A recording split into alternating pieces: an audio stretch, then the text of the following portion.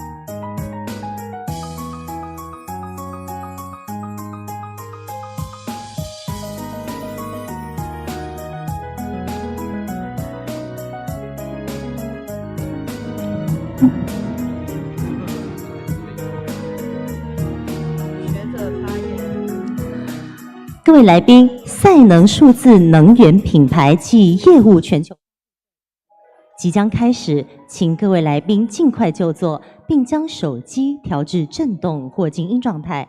感谢您的配合。本次直播会议配备有同传设备，可在外宾分享环节佩戴使用，并且在中场茶歇前务必将同传耳机放回原座位，我们将进行回收。非常感谢各位的配合。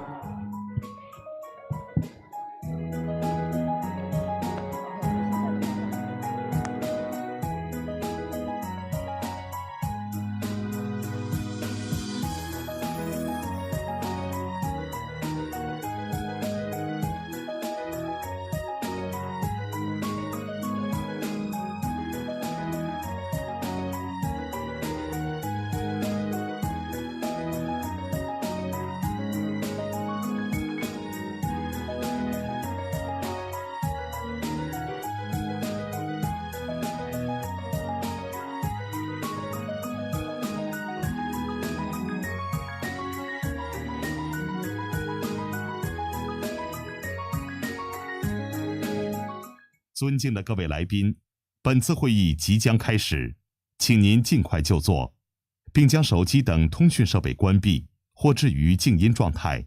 谢谢您的合作。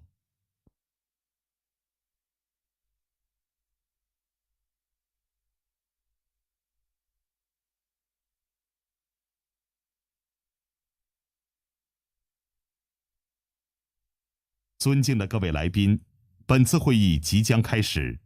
Our conference is going to start. Please get seated, unmute your phone, or put your phone in the vibration mode. Thank you.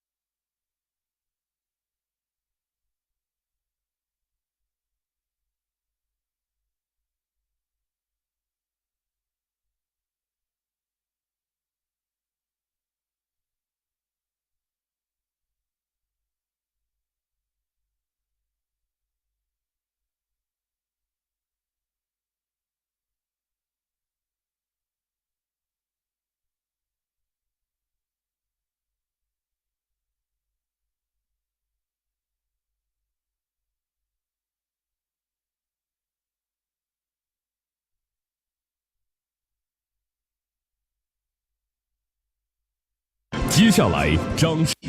Now let's give the warm round of applause to the MC today.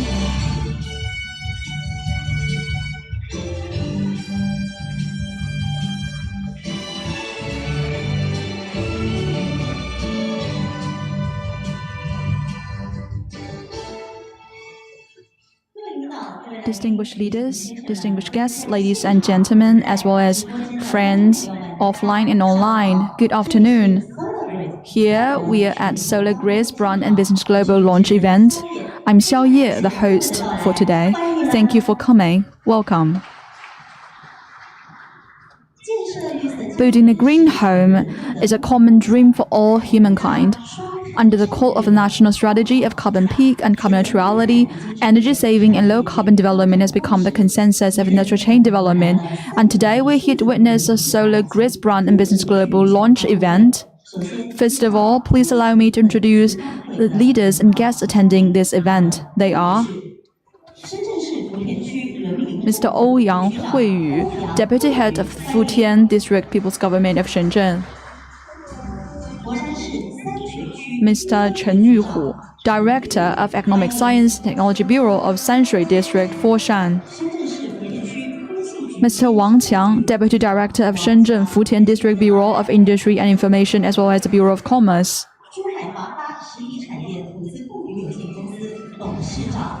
Mr. Guo Jing, Chairman of Zhuhai Huafa Energy Industry Investment Holding Corporation Limited.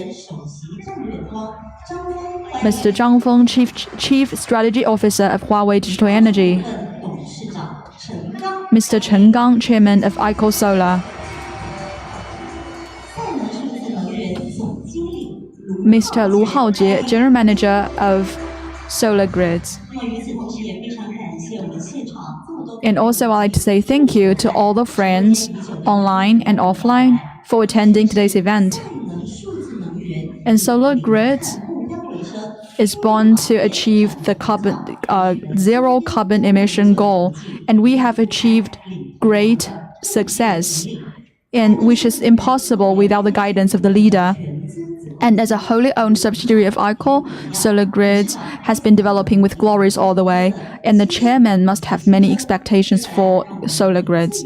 Now let's give a round of applause to Mr. Chen Gang, Chairman of ICO Solar, to give us a welcome speech. Welcome.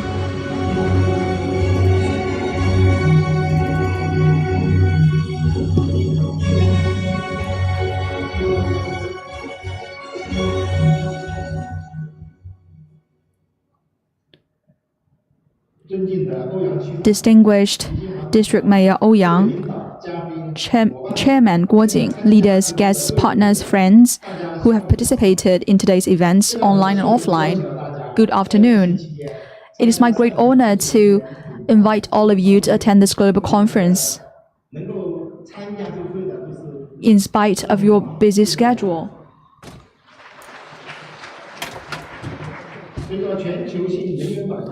With the aggravation of the global energy shortage, climate change, as well as environmental pollution, we want to actively promote new energy strategy and accelerate the popularization application of new energy. It has become the focus of our worldwide attention.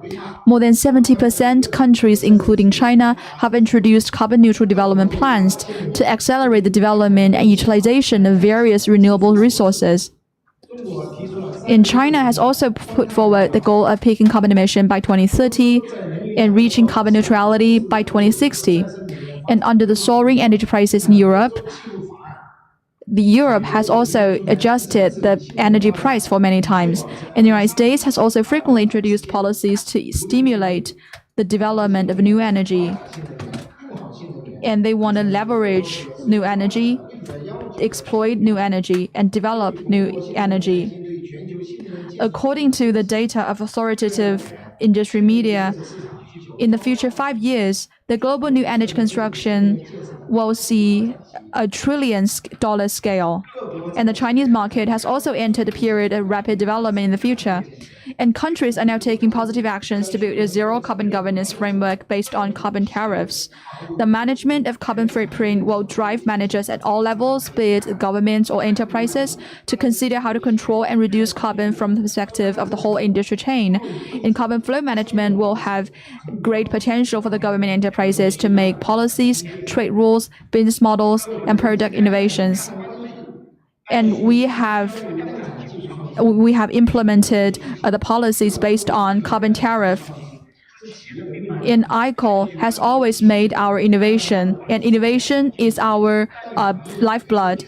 And in 2017, we have developed the tube PERC, leading the way in the industry.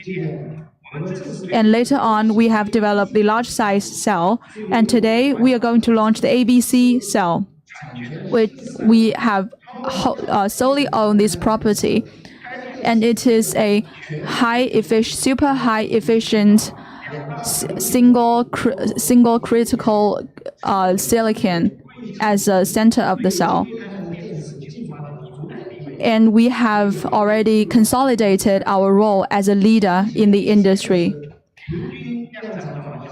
And the conversion efficiency is 25.5%, and we have this confidence to improve the efficiency to over 27%. And we have also made contributions in develop the ABC components. To compare with PERC components, the energy generation is higher, and it is also more beautiful looking from the front end. And our goal is to extend the life cycle of ABC cell to 40 years old. And as of now, the life cycle is only lasts for 25 to 30 years old. And ICOL's innovation has triggered discussion in the industry every time when we make innovations. However, every time we had led the way in the industry. And we are always marching on the difficult road of innovation with independent intellectual property rights. And we are also highly recognized by the clients as well as the market. And we want to strive for higher and better products to make solar power as affordable as water. The efficiency for PERC is 23% to 25%. And the efficiency for ABC could reach 27%, and theoretically it could reach 29%. And our European Institute has already improved efficiency to 65% in theory. So it means that the power generation of PV could increase by threefold at least. And the rapid development of new energy has brought great challenges to a traditional power grid. And Jeremy Rifkin put forward a blueprint for the future development of energy internet in his book, The Third Industrial Revolution, which depicts a new energy utilization system with renewable energy as a main energy. And we want to build a new system featuring energy as well as digital technologies. We want to integrate energy technologies and digital technologies, covering the whole industrial chain from the generation of energy to the exploitation of energy as well as the utilization of energy. In future, our power grid needs to be smarter with higher efficient source and safer storage and more flexible load. So now we are actually revolving ourselves into the integration of source grid load storage and to put forward the one-stop solution to provide more services to you. And we want to provide you safer, smarter, and lower carbon as our value propositions. And we can persist in doing something and not doing something. We also hope that we can cooperate with more partners and to work together for the future benefit and to reach win-win result. And when there is a market demand, there is opportunity. When our solutions and services are good enough, we can see such scenes in our life. For example, we can see PV roofs, industrial and commercial power stations, EVs, household appliances, and various mobile terminals. These can all be participants of the energy internet, and their energy consumption and carbon emission at all times can be accurately digitalized so as to have the most economic, powerful generation source. And the power generation terminal and the power consumption terminal communicate with each other. And all the families as well as the entities, they are not only the consumer of energy, they are also the generator of energy, agglomerating all the levels, all the entities in the level of power grid, and to boost the integration of source grid, load, and storage. And today we are here gathering in Shenzhen, which is known as the city with a great density of internet. And the open, inclusive urban environment, strong atmosphere of innovation and entrepreneurship, and the cultivation of internet foundation have attracted a large number of well-known digital technology. Technologies, IoT, fintech, and also the innovation of the related industries. Based on all those innovation base, Shenzhen has been leading the whole country. Thank you so much for the friends, for the governments from the Fujian districts, for your great support to our company. We do hope that we can always carry forward the tradition and spirit of the exploration and also embrace the great era of internet. For that, we're going to work hard to forge ahead. Thank you so much.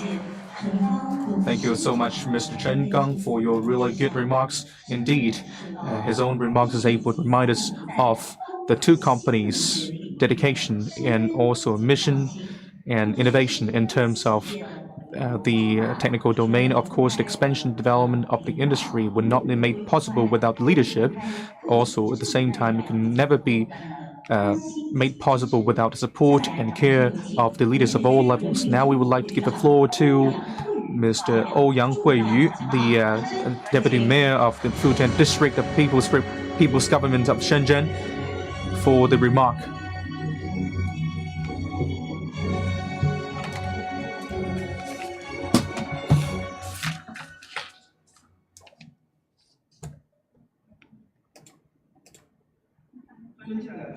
Distinguished Mr. Chen Gang, dear guest, friends, good afternoon, everyone. I'm very glad to be able, together with all of you, as the professionals, and experts of the new energy, we're able to gather here in Shenzhen to witness the Solar Grids brand and global business launch event. Hereby, on behalf of the Committee of the Fujian District and Government of Fujian District to the successful holding of this conference, we would like to express our warm wishes, and also we would like to send our own wishes and greetings and welcome to all of you for being here. As you can see, Shenzhen, over the past 40 years, it has become from a very border city and village to a highly vibrant and innovative internationalized metropolis. A really important reason is that Shenzhen has been dedicated to innovation that drives the development, and we're able to build up the world-class business environment and atmosphere for the entrepreneurship and innovation. Fujian District as the CBD and also the district for the first-class development over the past years, we're dedicated to high-quality development, and also we stick to fintech, finance and technology, aim on our own position, and we would like to compare us with the Silicon Valley and Manhattan. And based on that, we are developing our own innovative industries. We have been always improving the radiation and also the leading role of Fujian District as the CBD and new energy as the real important domain. We have launched the supporting policies for the new energy developments. We have brought in the world headquarters of Huawei and an innovative center for Siemens, and also international academies and some other leading companies and organizations. Based on that, we're now developing Fujian as the demonstration zone for the new energy development. Today, we're very happy to see that as the leading PV enterprise, Solar Grid's headquarters are located here in Futian district, and now the company is launching its own brand and also launching its own leading products. By using a lot more core technologies, the company is able to support Futian and also the relevant industries to develop by leaps and bounds, and also invite the leaders of other industries to participate in the zero carbon campaign. To the relocation of the of Solar Grids to Futian districts, we have full confidence. From now on, we're going to improve our service levels by using more excellent enterprises. We're going to support the company to develop into a high level. Of course, we're going to bring in all those companies from downstream and upstream to gather all the resources. We hope that the company is able to draw on the resources and the policies to cooperate and exchange with some other companies so as to build up the first-class ecosystem and also contribute to the human being and also contribute to the low-carbon development of the whole society. Last of all, we would like to wish this conference a full success. Wish you a nice day in Futian and Shenzhen. Thank you so much, Mr. Ouyang, for your really remarkable speech. Thank you so much for wishes. We do hope that with the care of all walks of life, the Solar Grids could be able to embrace a greater prospect. The company is focused on the coupling of the digitalization technologies and also showcasing the leading technologies. Now we would like to give the floor to Ouyang Minggao, the academician from China's Academy of Sciences and also professor of Tsinghua University, to join us online. Distinguished guest, first of all, to Solar Grids brand event, I would like to express my sincere wishes. As we all know, under the target of the double carbon strategies, the new energy is based on PV, wind energy, and also at the same time the policies have pivoted the focus to the aforementioned forms of energies. In this revolution, we're going to embrace a series of new industries, new products, new business formats. Now, we put PV, wind energy, energy storage, and also we put all the other relevant digital energy and intelligent energy. We take them as the driving force for development and also new driving force for the new growth of the industry. My team are always dedicated to the R&D of new energy. Recently, based on the powertrain system of new energy, the fuel cells, hydrogen energy, we have transferred and shifted from those to the integration of the intelligent energies, especially based on the intelligent energy for EV as a core. And also at the same time, we gradually shift our own focus of R&D to the South China, like the cities like Shenzhen as a city with the great ability to promote the EV and also with the really good ownership of EV. Today, IcoSolar's company, Solar Energy, is now organizing this launch event. For that, we feel very glad, and also at the same time, we are also serving as one of the cooperators of Solar Grids. And we have been maintaining really long-term cooperation with Mr. Chen. In particular, one of the companies that we incubated, Mianlin Technology. This company is actually the company that has been maintaining cooperation with Solar Grids. And of course, we have Qingyudi company as batch of young innovators. They have really great vibrancy, and also their own technologies have enabled them to lead the whole country. Lianyu and also Solar Grids have been maintaining a series of cooperation, especially in terms of the source network and storage of energy, and also in some other domains in terms of charger and microgrid system, PV stations, PV plants. We have conducted a series of R&D. Later on, the Solar Grids is going to use Lianyu technology to use the zero carbon platform to include some of the intelligent charger equipment so as to build up the one-stop solution. Zero carbon cloud is going to enable virtual plants to conduct the interaction between the cars and also the grids to conduct the management for the carbon flow, and also it's going to conduct VTX applications for EV, and all those applications will be deeply included in PV system and also storage system. It will be applied in residential areas and villages so as to achieve the deep integration between the green PV and also EV. We sincerely wish our Lianyu technology and also Solar Grids, their own cooperation could be turning out very productive.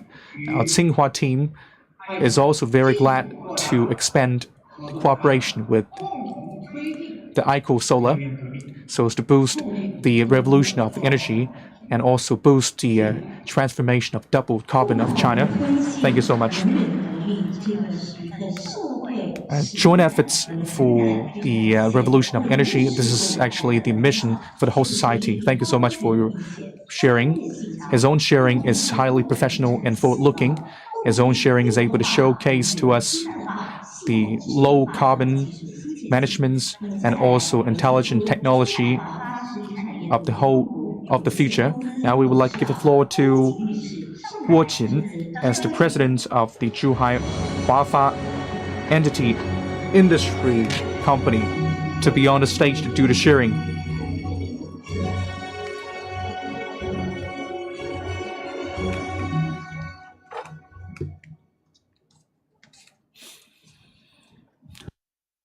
Distinguished Mr. Ouyang Huiyu, distinguished President, Chairman Mr. Chen, dear guest, dear leaders, good afternoon, everyone. I'm very glad to be invited to attend the Solar Grids global launch event as the really important strategic cooperator for the company. On behalf of Huafa Group to the successful holding of this event, I would like to express my really warm congratulations. PV new energy is really important and strategic emerging industry for the whole China. Recently, as we have the policies of the double carbon strategies and a series of beneficial policies, we're able to drive down the cost for the PV and also expand the scenarios for application. We are now entering into a golden era for fast growth, and this energy has become a really important driving force for the economic transformation. Aishi company as the real important supply for the solar energy, and also it's the innovator for the innovation of the solar energy. As Chairman Chen said that we have Pugdens, we have large-side Pugdens, and also N-type ABC cells, and ICO Solar has been using a series of conducts of innovation to improve the innovation. And actually today's new launch products is one of the products of the innovation. The company is based on its own self-innovated ABC cells, is able to quickly install the charger and also the storage control system in zero carbon platform. Based on all those resources, is able to provide the scenario products, EVC solution, and also other one-stop services so as to achieve the highly integrated synergies. And all this is able to contribute to the digitalization and intelligence of the new energy industries. Maybe you're not real familiar with the Huafa Group. Huafa Group is actually the Zhuhai's largest state-owned enterprises. And also we rank the top 500 company in China. Actually, the capital has been exceeding 600 billion RMB. And also, we have totally 25 billion yuan as tax. We are supporting the whole country in terms of the industry clusters. We'll also quickly expand our own layout for the industry parks. We are building ourselves as one of the top 500 companies in the world. PV industry has been our focus recently. In 2017, we have been working together with ICO Solars. We have maintained really in-depth cooperation with the company. By the end of last year, we have invested totally 118 billion RMB and also built up the world's largest N-type plant. At the same time, we have invested Gaojin Lihao, Shouhan, New Energy, and a series of projects. We have built up the industries covering cells, cell plants, silicon plates, and some other materials. And this year, we have promoted our cooperation with ICO Solars, and by the end of May, Huafa and Solar Grids have established jointly a new energy company featuring maintenance and operation of new energy technologies. And 10 days ago, we have cooperated with Chaozhou government to sign a strategic agreement. And in the future, we will cooperate with Chaozhou to establish PV stations as well as exploitation and development of smart energy platform. Looking into the future, Huafa will stand ready to cooperate with Solar Grids as well as ICO Solar to fully leverage our own advantages and to promote our cooperation so as to reach win-win results. And we want to make joint contribution to the development of PV industry in China. I believe that under the guidance of Mr. Chen Gang, Solar Grids as well as ICO Solar can achieve greater success. And today's launch event is a starting point. And we will have a brighter future. Wish you good health and smooth career. Thank you. Thank you, Ms. Guo, for your speech. And you have shown the goal of Huafa. And today's conference can be described as like star-bed embedded with industrial giants and experts gathering together. And without further delay, let's look at the screen. Now let's give the floor to Mr. Wang Bohua, Honorary Chairman of China PV Industry Association. Distinguished Mr. Ouyang Minggao, distinguished Mr. Chen Gang, as well as old friends and new friends in the PV industry. It is my great honor to be invited to attend today's Solar Grids Brand and Business Global Launch event to witness the launch of the new products of Solar Grids together with you. Here, on behalf of China Photovoltaic Industry Association, I would like to say congratulations to the convening of this event. And also, I'd like to express my gratitude to all the parties for your support and concern. Let's look at the globe. In the post-epidemic era, we have witnessed strong demands for economic growth, and we have also seen conflicts in some regions. The demand for new energy globally is on the rise. And now, according to the stats, 182 states and economies have involved PV and renewable energy into their national strategy, and 144 have quantized their plan. So PV has become a consensus for all the countries. It is also worthwhile being noted that against the sanction posed by the United States on Russia, as well as the conflicts between Russia and Ukraine, United States as well as Europe has increased their goal of installation of PV. So it is estimated that from 2022 to 2025, the PV installation will increase fastly, and it is expected to increase 282 gigawatts. And in China, with the strategy of the carbon peak and carbon neutrality goal, we will develop a new strategy, to develop a new power grid, which is more flexible. And we also have the 1+N power strategy, providing a solid political ground. Especially since this year, although we are faced with complicated environment both domestically and internationally, as well as the impact of the COVID-19 pandemic, in China, driven by innovation, China's PV has maintained rapid growth.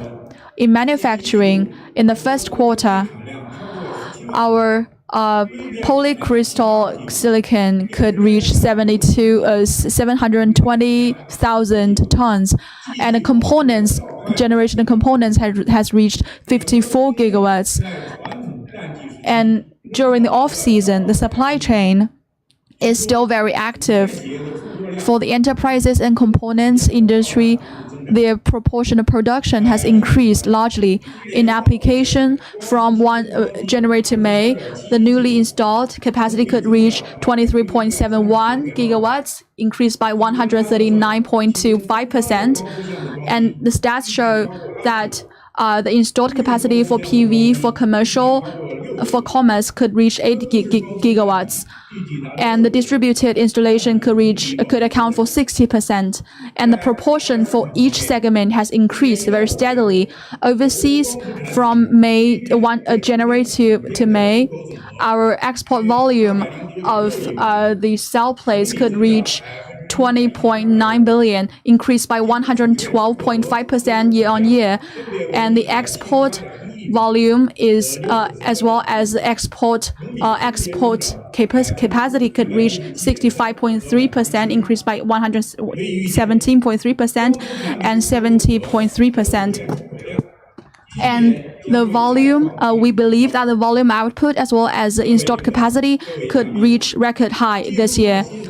Dear leaders and guests, innovation as well as the development of technology is a core of the development of our country, as well as the powerhouse for the supply side revolution. It is also the guarantee for the development of PV industry in China. During the past decade, with the joint efforts, you can see that the conversion efficiency of mass production of PV has increased, promoting the popularization as well as the wide application of PV products. The development of PV technology will bring benefits to all the enterprises as well as players in the supply chain, especially those with innovation capabilities. They will have more opportunities. We believe that PV, with technological innovation as a core, we will promote the technological innovation and enhance the R&D capability, and to reduce the cost of the development. And our goal is to improve our competitiveness in the industry and expand our coverage of our services. And today, it is my great honor to see that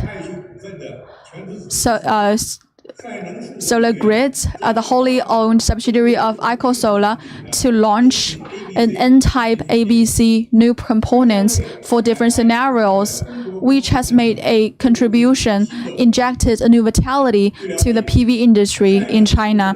And as far as I'm concerned, the ABC has used a redundant connection to guarantee the security of this cell, and the conversion rate could reach 23.5%, which is more efficient.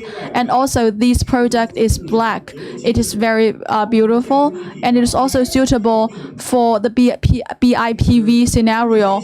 And this ABC new component also enjoys advantages of the N-type with lower SCOE,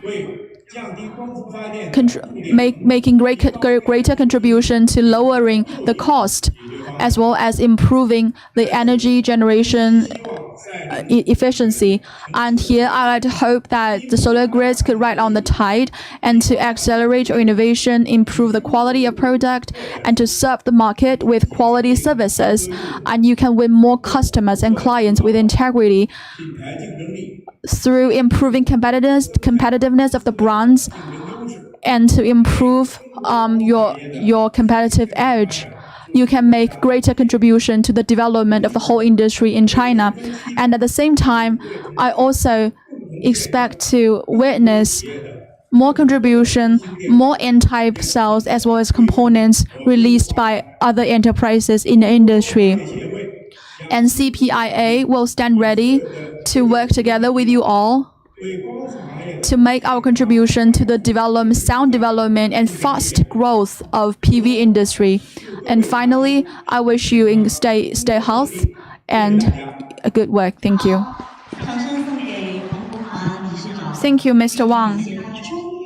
Thank you for his professional and global sharing opinion.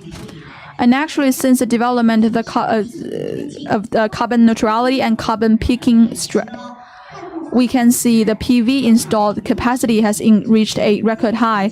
In the era of rapid development, how are we gonna make the global R&D route and planning for solar cells and modules reach a new level? For this question, let's connect with Professor Saliba, the Chief Scientist and the Dean of Stuttgart University. And he got his doctorate degree at Oxford University, and he's also the postdoctoral fellow at RK University of Technology in Lausanne, and he's one of the earliest scientists in the field of metal halide perovskite. He has made great achievements in the field of materials. He has won the Young Scientist Award of German University Association and the Postdoctoral Award of Material Research Society and the Review TR35 of MIT. And all the guests offline, you can wear your simultaneous interpreting headset to listen to the speech made by Mr. Michael Saliba. All the audience offline, please wear your simultaneous interpreting headphone. And let's get connected to Mr. Saliba online. Saliba, hi. Hello, everybody. Nice to meet you. Okay, nice to meet you too. I'm Yami, the MC for today's conference. Would you like to know your insight on photovoltaics and something new in Europe? Okay, can you hear me? Okay, now is your time to share your viewpoint. Okay, it's your turn. Yeah. Yes. So I'm sharing my screen now. Is it fine? Yeah, it's okay. Let's begin. Okay, great. Yeah, first of all, let me thank for this huge honor to speak to you in the audience as well. It's a shame that due to the current situation, we cannot have an offline meeting in person. But I'm glad that there is a possibility to present some of the current trends and directions in photovoltaics. So with your permission, I'd like to present now. Is that okay? Okay, so then I'll get right to it, the current trends and directions in photovoltaics. First of all, let me thank my research group that you see here, which is a constant inspiration and hard working towards our goals of creating a sustainable energy future, as well as our co-workers and collaborators and the funding sources as well that enable our research. I am working both at the Research Center Jülich, which is here in the western part of Germany, and Stuttgart University, which is in the southwest. Stuttgart is famous for its car industry, being the headquarters of Mercedes and Porsche. And very importantly, it's also the home of the Institute for Photovoltaics, IPV, as indicated by the solar cells on the rooftops. I'm sitting in this building here, giving the talk from here. We have 6 work areas, 50 co-workers covering novel materials, such as perovskites, perovskite on silicon tandems, as well as the technology, sensorics, and the industry processing of silicon-based solar cells. In addition, we are also looking into solar energy storage as well. We have regular teaching courses here, a ubiquitous amount of lab space, giving us the basis for a proven track record in battery and solar cell research, both for perovskites and silicon as well. Of course, if we look now in detail into the evolution of silicon, we can see here, these are all record certified values, not necessarily what is produced on the assembly line. We can see how silicon now has reached impressive values in all its different embodiments, from PERC to TOPCon to heterojunctions to interdigitated back contacts that we are also processing here with lasers at Stuttgart universities, that it has reached via an evolution 25, 26, and even almost 27% nowadays. However, due to the theoretical Shockley-Queisser maximum, it's very difficult to improve silicon further in the future, at least in terms of improving it by 6 or 7% in a huge step. So one possibility, you see it here, is to put a wide bandgap perovskite top layer on silicon in order to increase the theoretical limit beyond 33% to 45%. So that's the way to improve silicon, by putting a second material on top, as it's done, for example, for space solar cells, where also multi-junctions are used. However, unfortunately, space solar cells are very expensive, so we're looking for an inexpensive solution here. And the answer would be to use a perovskite top cell on top of silicon. And what is a perovskite actually? A perovskite is a 3-component system adhering to the crystal lattice of calcium titanate. It's the mineral here. It's named after this Russian person, Lev Perovsky, in the 19th century. And the discoverer of the mineral was Gustav Rose at the time. And perovskites that we are talking about, they have this chemical structure here. It's comprised of 3 components. Cesium atom is the A component, or methylammonium, the small molecule here, or formamidinium. The metal, that's the second component, can be lead or tin. And the third component is a halide, which can be chlorine, bromine, or iodine. So this is called a perovskite. That's what we're using for solar cells. And the reason perovskites have been so interesting to the industry and for solar cells especially is something you see here. It can be tuned all the way in the visible, from 400 to 800 nanometers, even into the infrared. So the bandgap of perovskite materials is continuously tunable. So we can have blue emitting perovskites, red emitting perovskites, and we can even have perovskites that have a similar bandgap or emission frequency compared to silicon. And this is very advantageous, because at the same time, perovskites are low temperature, they are inexpensive, earth-abundant materials, they are high-quality direct bandgap semiconductors from solution, so you don't need a Czochalski process to grow them anymore, unlike for silicon, and they have a high absorption with a thin film, meaning they are suited for flexible substrates as well, and the fabrication accordingly can be done in a wet lab instead of a clean room. So this is the advantage of the material group of perovskites, which was discovered only recently. And because it covers such a wide bandgap range, it can also be used for many different applications, from light-emitting diodes to single photon sources for quantum computing, to tunable lasers, to memory for computer storage, to high power per weight, and then finally X-ray detectors for medical diagnostics as well. Of course, the main application that people are focusing on, also my laboratory here, is silicon. Silicon in terms of solar cells, you can see here how it was expanded and optimized in the last 40 years, almost to its practical maximum, 26.7% at the moment. And perovskite solar cells have caught up extremely quickly. Within only 10 years, they reach now 25.7% in terms of record performances.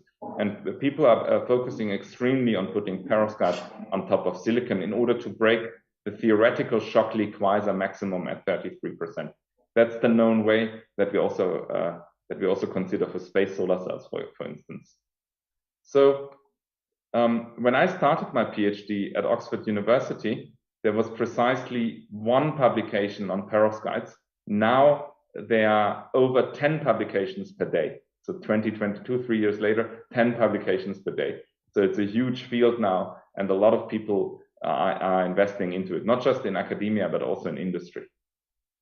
The first paper for describing the perovskite material, the methylammonium lead halide, I must mention it here, is from my home university, University of Stuttgart, in 1978. So we are here really at the birthplace of the perovskites, and we are developing this material here now for next generation photovoltaics. Also, this work, it wasn't really noticed for many, many years, and now almost 45 years later, people finally start to cite this work as well and to give credit to it. Just to give you a feeling how easily perovskite cells can be deposited, you see that here. There's a perovskite ink from a liquid solution. It's put onto this rotating disc to create a thin film. And then this beautiful, shiny black film is already the finished solar cell. When contacted correctly, this is the finished product. So it means the solar cell can be finished in 1 day, which of course decreases the development cycles for optimization in the future. So optimization can be done extremely quickly in this case. And because these methods are available, perovskites can be deposited on flexible, lightweight substrates, so light that they can be suspended on a soap bubble, or they can be printed by techniques known from print technology. Roll-to-roll processing, for example, is a possibility. And this opens new avenues entirely.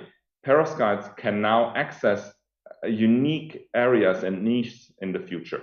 So one niche would be transport here for drone applications, parked cars with foldable solar cells, the Internet of Things, very important for smart homes, for instance, will require many, many small solar cells which work in ambient light conditions as well. And perovskites have been shown to work excellently also at room light conditions as well. Portable chargers, because perovskites can cover the entire visible range. Also, building integrated photovoltaics with aesthetically pleasing facades can be looked at as well. And then finally, functionalized wearable clothing. Maybe in the future, your backpack will have a solar cell as well. This is possible with lightweight solar cells. Of course, here, when scientists do fashion design, it can be very dangerous as well. So maybe here we need other kind of experts to help us to make nice clothing in the future.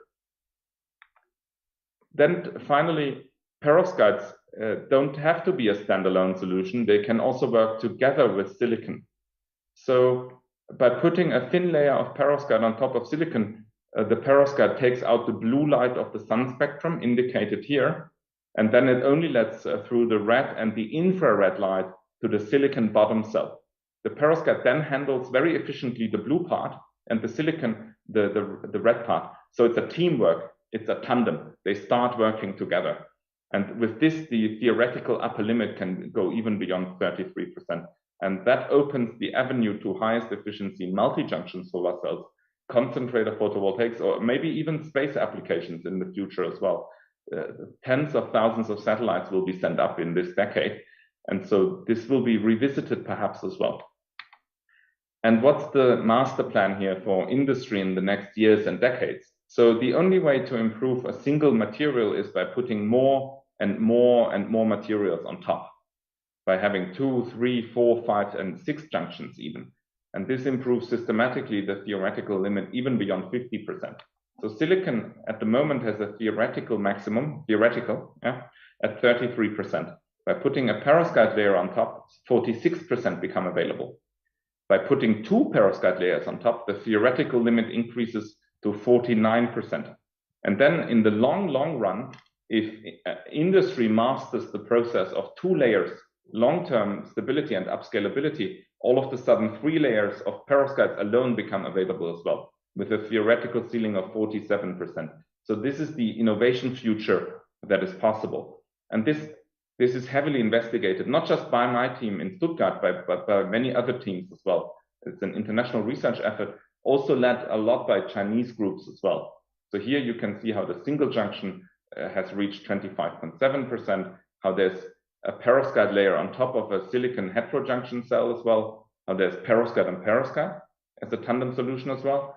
Here there's a first example for perovskite on top of silicon. And then here there are 3 layers of perovskite on top of each other as well. So, you know, the future is bright and it will require good teamwork, maybe teamwork between IcoSolar and IPV in the future. So this is the possibility how to create innovation for the next years and decades even. And with that, I'd like to thank you for your kind attention. Thanks so much for having me today. Thank you.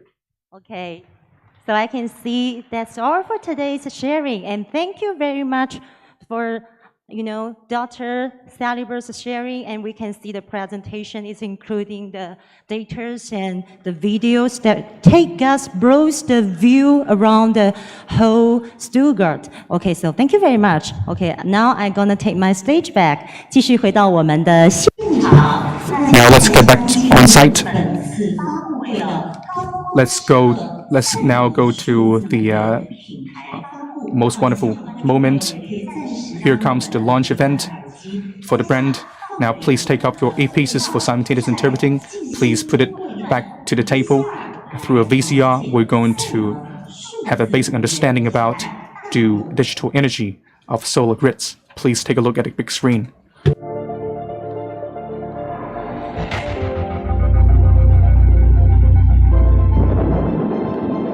1971年，人类历史上第一次揭开黑洞时，它的诞生开启了人类对纯能量存储库的更多探索。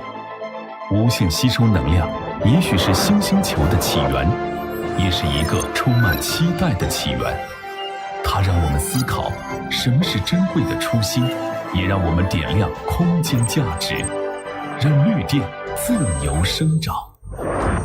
作为能源互联网时代创新者，爱旭全资子公司赛能数字能源凭借全球化研发团队和技术平台，布局技术高地，融合能源技术和数字技术，不断加速清洁能源发展和传统能源的高效利用，以创新引擎持续突破能源鸿沟，使安全、智慧、低碳的能源惠及千行百业、千家万户。你会看见工业节能降碳迈上新台阶，企业能耗、用电成本持续降低，园区智能微网实现能源最优调度，为园区能源运营商实现增值服务。建筑用能自主优化，实现数字能源和建筑的完美结合。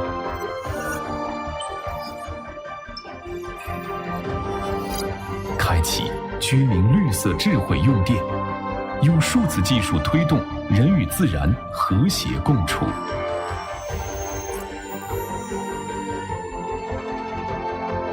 政府有序推动双碳治理，以碳足迹为抓手，实现碳排放可记录、可核算、可优化。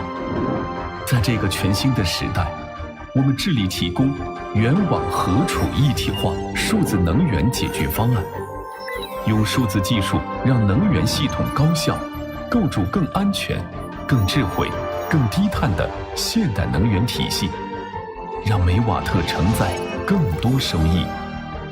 打造融合共生的数字能源孪生生态，共同实现并引领全球绿色能源产业的高速发展。让我们一起成为能源互联网时代创新者，共创安全、智慧、低碳的能源社会，共同守护美好绿色星球。掌声。Applause, please. Join hand in hands to protect the green planet. This video is highly inspiring and also letting us to know about our mission. Now let's give the floor to Mr. Lu Haojie, General Manager of Solar Friends, and he's going to talk about the brand history and brand story of Solar Grids. Please welcome.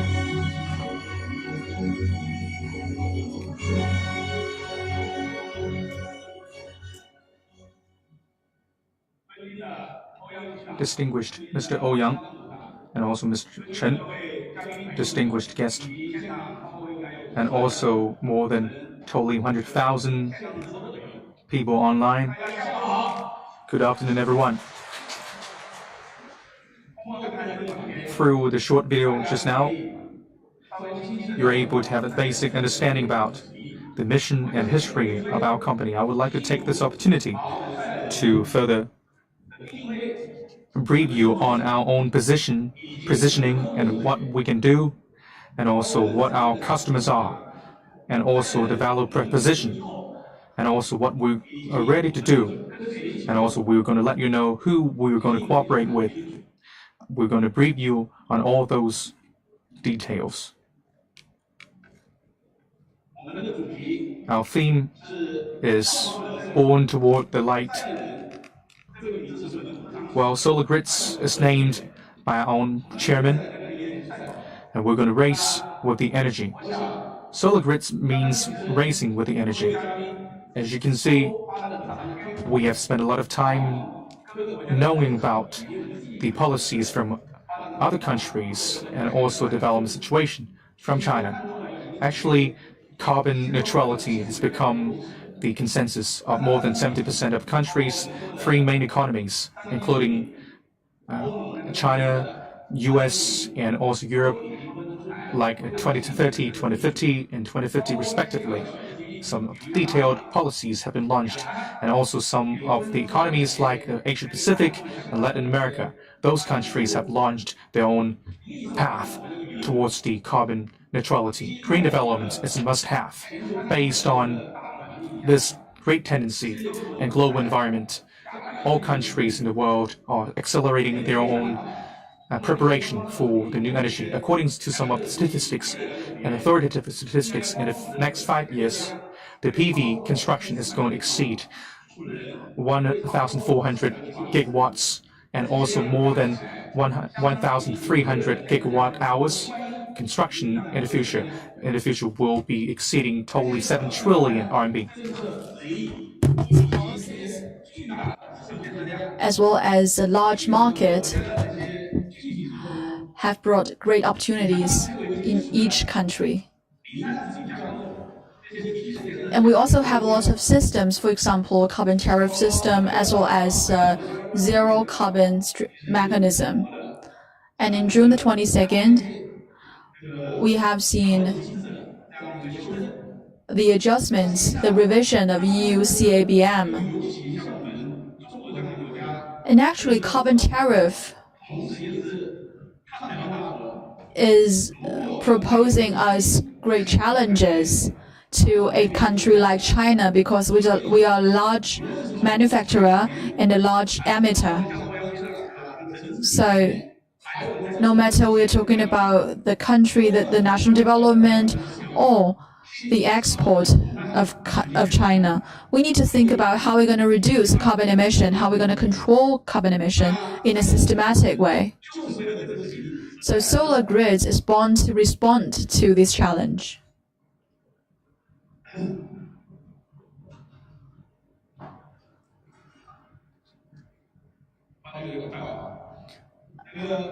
Sorry.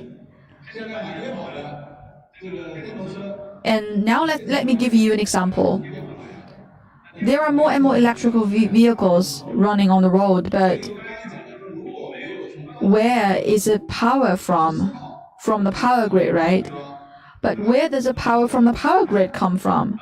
At present, it mainly comes from burning coal. So if we're still burning coals to get electricity, it will still be very hard for us to control the carbon emission or to reach zero carbon emission. So I think the carbon tariff become a new international trade rules after WTO. And as you all know,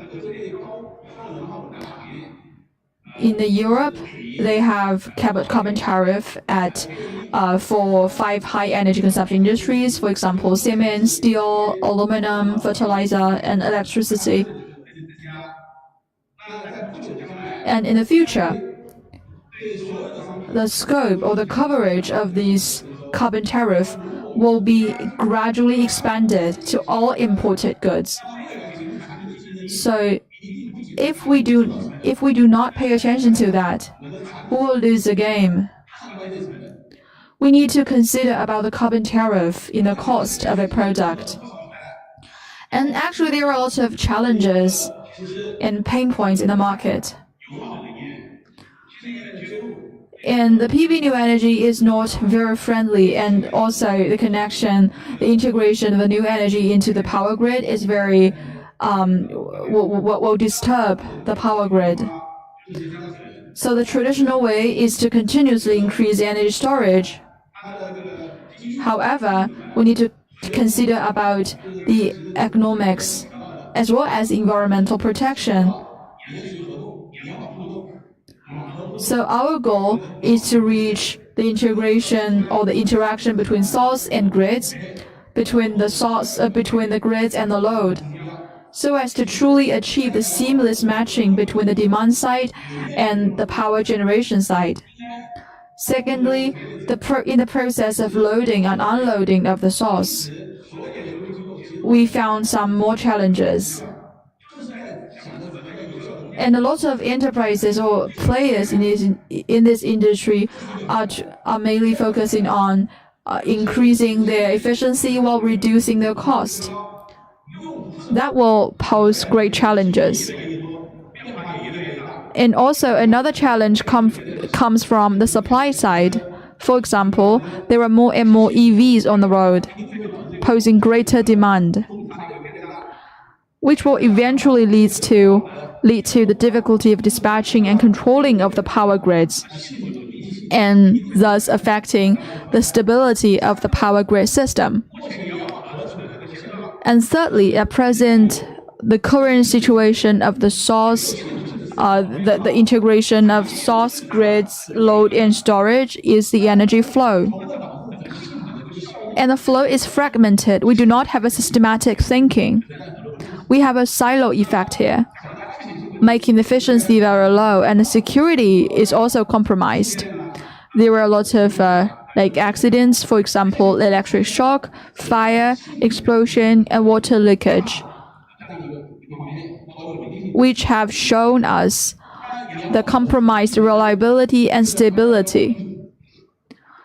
So the most important thing in the integration of source grids, loads, and storage is load. But the most important one is the grids. When we have the load integrated into the power grid, how are we gonna guarantee the smooth interaction between these different elements? And now, whether the current architecture can carry the new network architecture with new energy. I think there are challenges, and everyone is discussing about this issue. And our company want to join in, want to take a part in this arena. With our own understanding, we want to master as well as apply the AI and cutting-edge technologies to build a future-oriented grids that could adopt itself to the interaction between source, grids, loads, and storage. So based on that, here is our positioning. We want to become a source grid load storage digital power solution service provider. We want to get closer to our clients, our partners. We want to revolve around their demands to develop the most efficient source, the smartest grids, the most flexible loads, and the safest storage. We hope that through our efforts, we can develop one-stop solution to reach the integration of source grids, loads, and storage. So from this picture, you can see clearly that we have built an integrated zero-carbon governance architecture management platform at the edge of the cloud.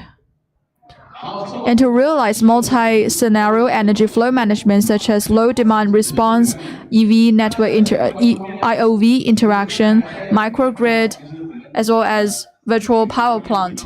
And just now some speakers have also mentioned about the ICO-Solars. So in terms of the energy flow management, we have built high efficient components. We have done BMS and EMS. And in terms of charging power, we are based on V2G charging power of cloud native architecture. In the scene of the IOV interaction, we'll realize interaction between the vehicles and vehicles, between vehicles and the houses, between vehicles and buildings, between vehicles and microgrids. So that is the V2X mentioned by Mr. Ouyang Minggao. So that users' consumption attributes can be expanded by production as well as interconnection. And in the future, more and more EVs will be included in the IOV system. And the power grids will become a mobilizer, and the government will establish the backend so we can achieve a win-win result. And in terms of carbon flow management, we have ability to record, calculate, optimize, audit the carbon emission. And how are we going to help the government and enterprise to embed sustainable development into the core strategy and the business process of carbon flow management? That is what we are going to do in the future. We want to realize the visualization, transparency, and quantification of carbon emission by digital means and to find new business opportunities. This is also our mission at Solar Grids. So our goal is to realize globalization, and our clients are all over the world. And now we have already realized our domestic layout, and we have service capacities in major regions in China.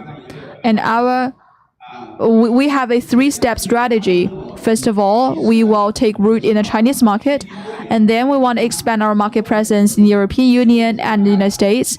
And finally, we will enter into the market of Asia Pacific region and Middle East and African region. And we hope to gradually complete the global layout in 3 to 5 years. And half of my career is spent overseas. And the most of our team members have overseas background. We are taking a proactive role in building our international team. And in the second half of the year, we will enter into some countries in our priority, for example, in the European Union. And we want to bring our solutions and service capacity to these countries. And we also hope that we can receive your support. And our focus is on the most suitable area, that is a distributed market. And we are also providing our services to industrial and commercial market, household market, and also we have including industrial parks, supermarkets, IDC centers, and so on. So our solution will focus on these aforementioned scenes.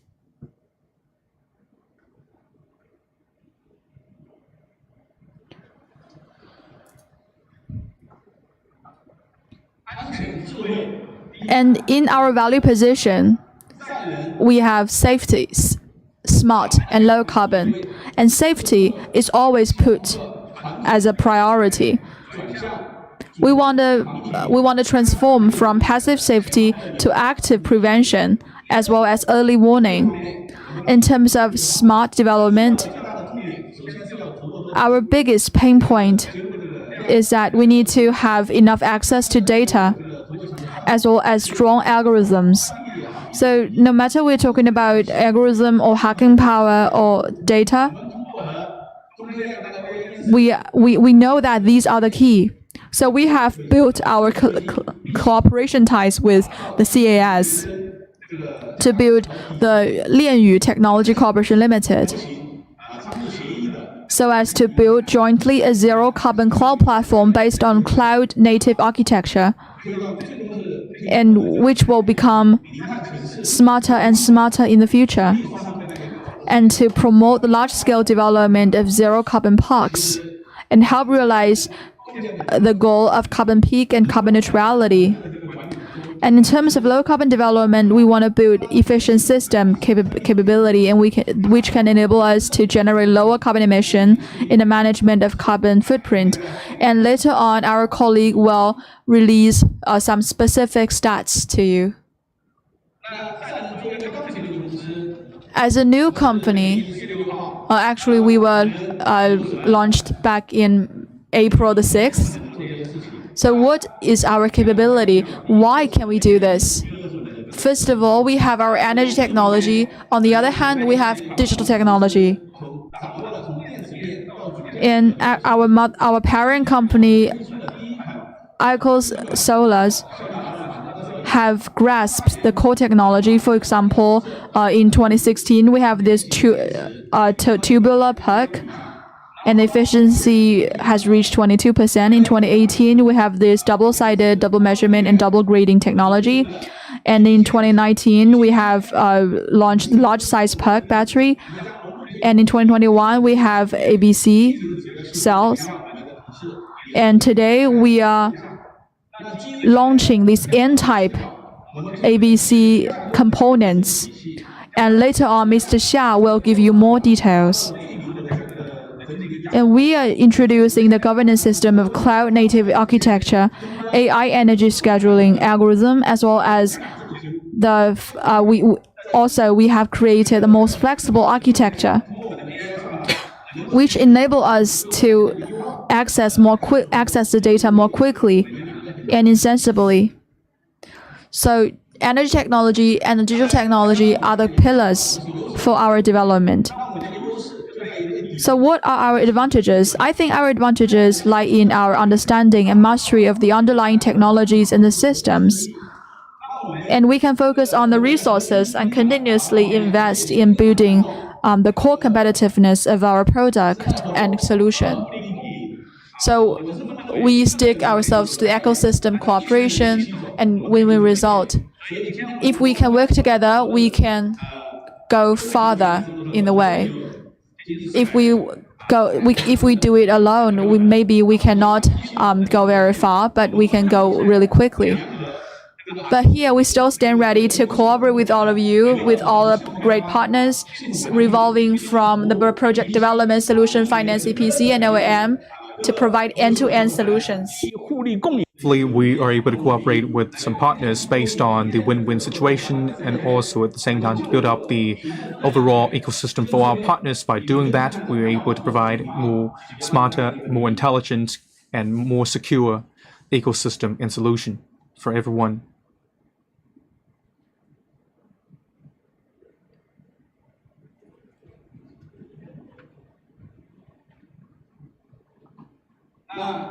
And we're on the same planets, under the same sky. Today, Shenzhen has a blue sky, and also Shenzhen shares a really good environment. We hope that through understanding and practice of footprint of the carbon for the target of control of carbon and reduction of carbon, we can contribute what we have to the whole target, and also at the same time do what we could to the green environment. We hope that we can partner with all of our own ecosystem partners in terms of the intelligence of society and low carbonization of the society, where we will contribute to the whole target and also keep on working hard with that. This is the social responsibility for every one of us and also for every enterprise.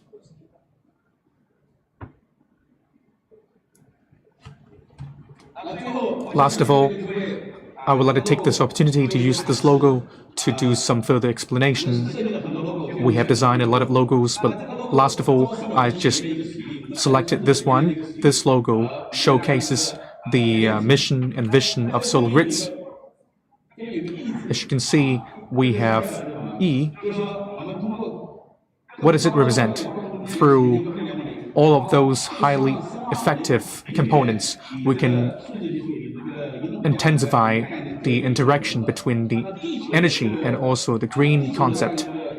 Earth represents that Solar Grids has the internationalization plan and strategy for all of the customers. We are dedicated to Shen Yu, Vice General Manager of Aishu, and Xiang Liang. Please come to the stage to lighten the new brand of Solar Grids. Please welcome with a round of applause. Please, one by one, stand beside the finger. So please raise your right hand.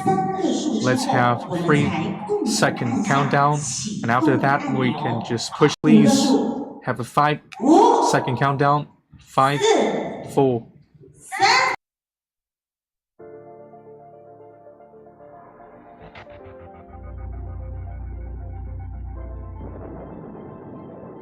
1971年，人类历史上第一次揭开黑洞神秘面纱。它的诞生开启了人类对纯能量存储库的更多探索。无性吸收能量也许是新星球的起源，也是一个充满期待的起源。它让我们思考什么是珍贵的初心，也让我们点亮空间价值，让绿电自由生长。作为能源互联网时代创新者，爱旭全资子公司赛能数字能源凭借全球化研发团队和技术平台，布局技术高地，融合能源技术和数字技术，不断加速清洁能源发展和传统能源的高效利用，以创新引擎持续突破能源鸿沟，使安全、智慧、低碳的能源惠及千行百业、千家万户。你会看见工业节能降碳迈上新台阶，企业能耗、用电成本持续降低，园区智能微网实现能源最优调度，为园区能源运营商实现增值服务。建筑用能自主优化，实现数字能源和建筑的完美结合。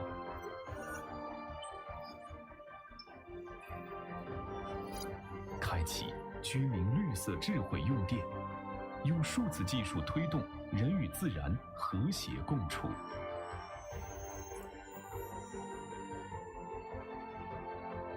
政府有序推动双碳治理，以碳足迹为抓手，实现碳排放可记录、可核算、可优化。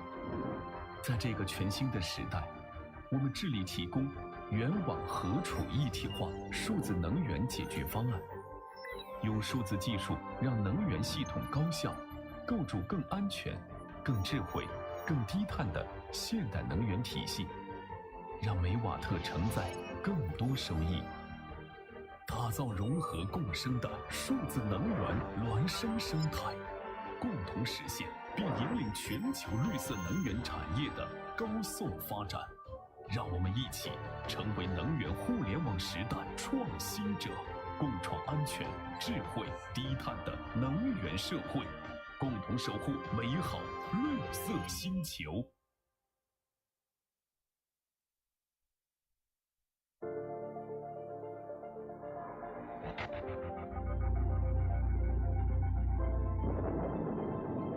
1971年，人类历史上第一次揭开黑洞神秘面纱。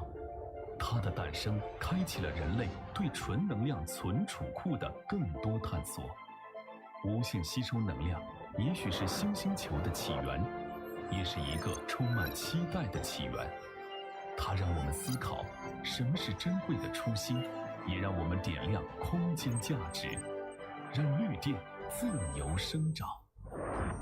作为能源互联网时代创新者，爱旭全资子公司赛能数字能源凭借全球化研发团队和技术平台，布局技术高地，融合能源技术和数字技术，不断加速清洁能源发展和传统能源的高效利用，以创新引擎持续突破能源鸿沟，使安全、智慧、低碳的能源惠及千行百业、千家万户。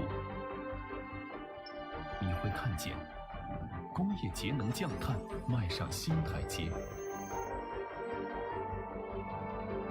企业能耗、用电成本持续降低，园区智能微网实现能源最优调度，为园区能源运营商实现增值服务。建筑用能自主优化，实现数字能源和建筑的完美结合。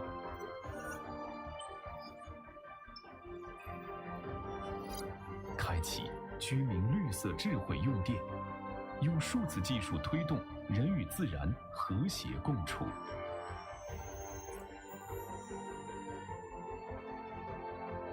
政府有序推动双碳治理，以碳足迹为抓手，实现碳排放可记录、可核算、可优化。在这个全新的时代，我们致力提供源网核储一体化数字能源解决方案，用数字技术让能源系统高效，构筑更安全、更智慧、更低碳的现代能源体系，让每瓦特承载更多收益，打造融合共生的数字能源孪生生态，共同实现并引领全球绿色能源产业的高速发展。让我们一起成为能源互联网时代创新者，共创安全、智慧、低碳的能源社会，共同守护美好绿色星球。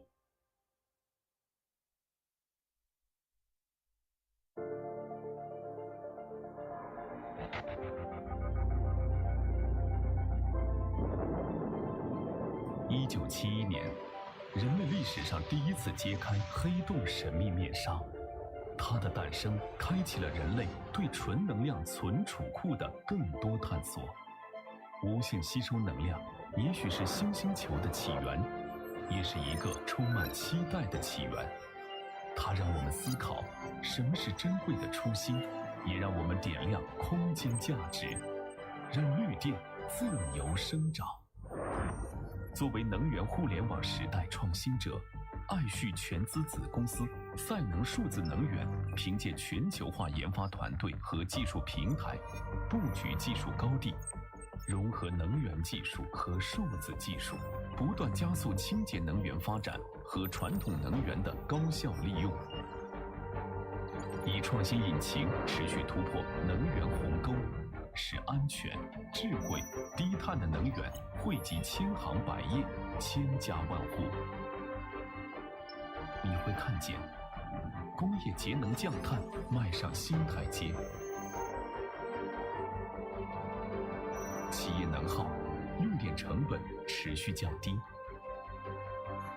园区智能微网实现能源最优调度，为园区能源运营商实现增值服务。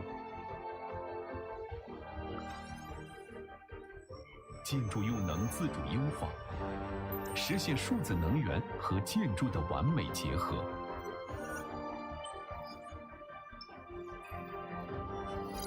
开启居民绿色智慧用电，用数字技术推动人与自然和谐共处。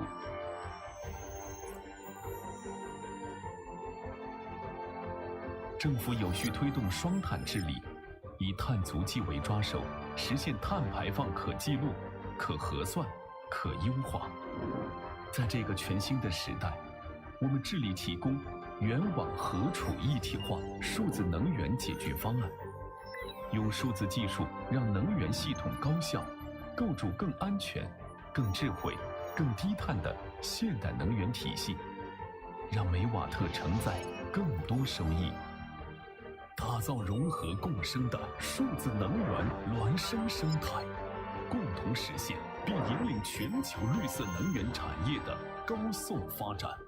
让我们一起成为能源互联网时代创新者，共创安全、智慧、低碳的能源社会，共同守护美好绿色星球。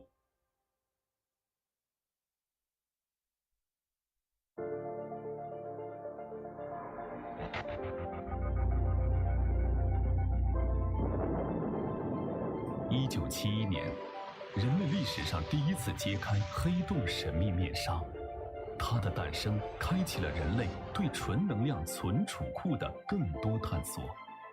无限吸收能量也许是新星球的起源，也是一个充满期待的起源。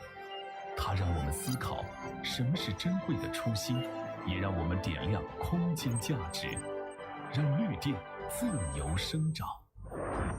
作为能源互联网时代创新者，爱旭全资子公司赛能数字能源凭借全球化研发团队和技术平台，布局技术高地，融合能源技术和数字技术，不断加速清洁能源发展和传统能源的高效利用，以创新引擎持续突破能源鸿沟，使安全、智慧、低碳的能源惠及千行百业、千家万户。你会看见工业节能降碳迈上新台阶，企业能耗、用电成本持续降低，园区智能微网实现能源最优调度，为园区能源运营商实现增值服务。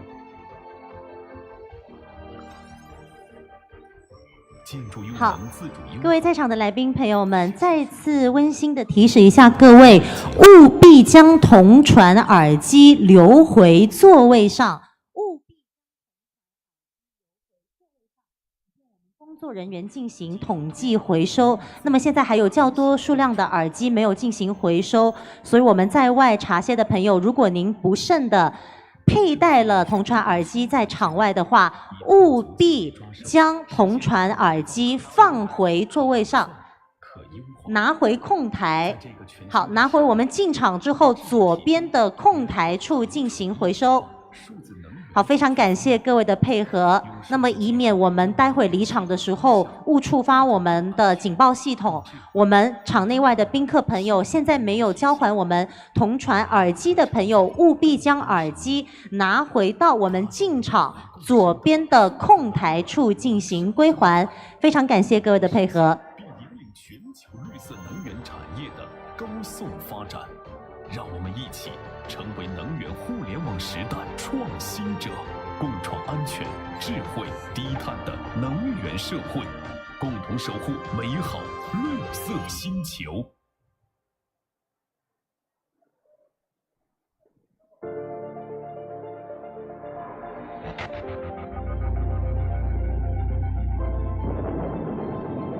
1971年，人类历史上第一次揭开黑洞神秘面纱。它的诞生开启了人类对纯能量存储库的更多探索。无限吸收能量，也许是新星球的起源，也是一个充满期待的起源。它让我们思考什么是珍贵的初心，也让我们点亮空间价值，让绿电自由生长。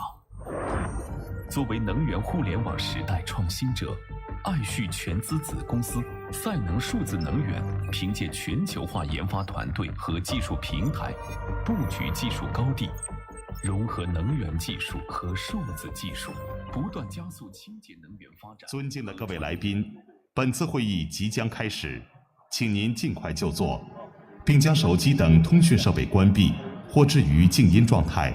谢谢您的合作。行百业，千家万户。你会看见工业节能降碳迈上新台阶。好，我们场外的宾客朋友可以尽快入场就座，并且温馨提示一下各位，如果不慎将我们的同传耳机掉落在座椅下方或者是半手袋当中，那么可以捡起之后交还到进场左边我们的主控台处。可以将同传耳机交还到我们的主控台处，非常感谢各位的温馨配合。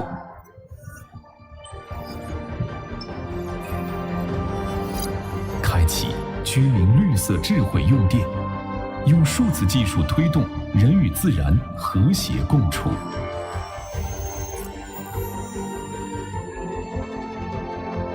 政府有序推动双碳治理，以碳足迹为抓手，实现碳排放可记录、可核算、可优化。在这个全新的时代，我们致力提供原网核储一体化数字能源解决方案，用数字技术让能源系统高效，构筑更安全、更智慧、更低碳的现代能源体系，让每瓦特承载更多收益。打造融合共生的数字能源孪生生态，共同实现并引领全球绿色能源产业的高速发展。让我们一起。尊敬的各位来宾，本次会议即将开始，请您尽快就座，并将手机等通讯设备关闭或置于静音状态。谢谢您的合作。尊敬的各位来宾，本次会议即将开始，请您尽快就座，并将手机等通讯设备关闭或置于静音状态。谢谢您的合作。史上第一次揭开黑洞时。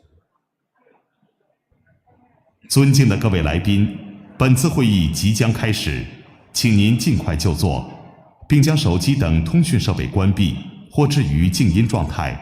谢谢您的合作。让我们思考什么是珍贵的初心，也让我们点亮空间价值，让绿电自由生长。作为能源互联网时代创新者，爱旭全资子公司赛能数字能源凭借全球化研发团队和技术平台，布局技术高地，融合能源技术和数字技术，不断加速清洁能源发展和传统能源的高效利用，以创新引擎持续突破能源鸿沟，使安全、智慧、低碳的能源惠及千行百业、千家万户。你会看见工业节能降碳迈上新台阶，企业能耗、用电成本持续降低，园区智能微网实现能源最优调度，为园区能源运营商实现增值服务。建筑用能自主优化，实现数字能源和建筑的完美结合。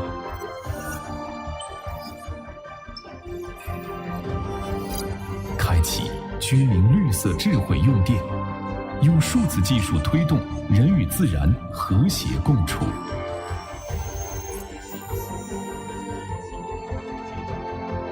政府有序推动双碳治理，以碳足迹为抓手，实现碳排放可记录、可核算、可优化。在这个全新的时代，我们致力提供原网核储一体化数字能源解决方案。尊敬的各位来宾，本次会议即将开始，请您尽快就座，并将手机等通讯设备关闭或置于静音状态。谢谢您的合作。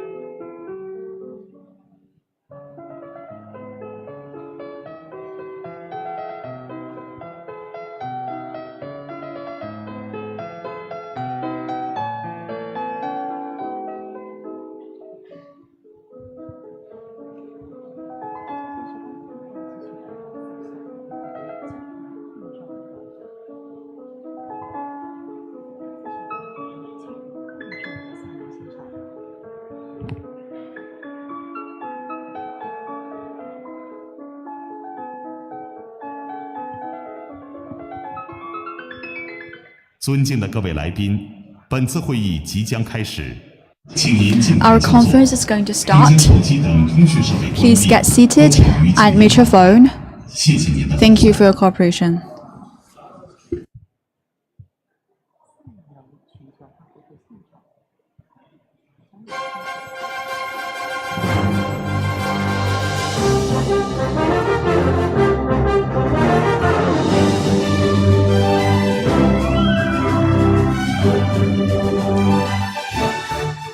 女士们、先生们，各位在 Ladies and gentlemen, all the audience online and offline, good afternoon. Now we will resume today's event, the Solar Grids Brand and Business Global Launch Event. And just now we've talked about the keywords of smart, low carbon, and security. And the new energy has shifted from the substitute to a main force. Now let's give the floor to Mr. Qin Yudi, founder of Lianyu Technology and the general manager of Yuxi New Energy, to give us a special speech on the interaction of Energy Internet Plus car network.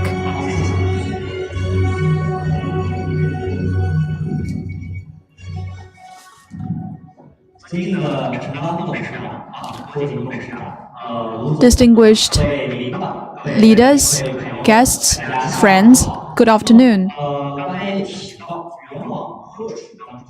And just now we've mentioned about integration of source-grid loads and storage, and EVs is an important part in this integration.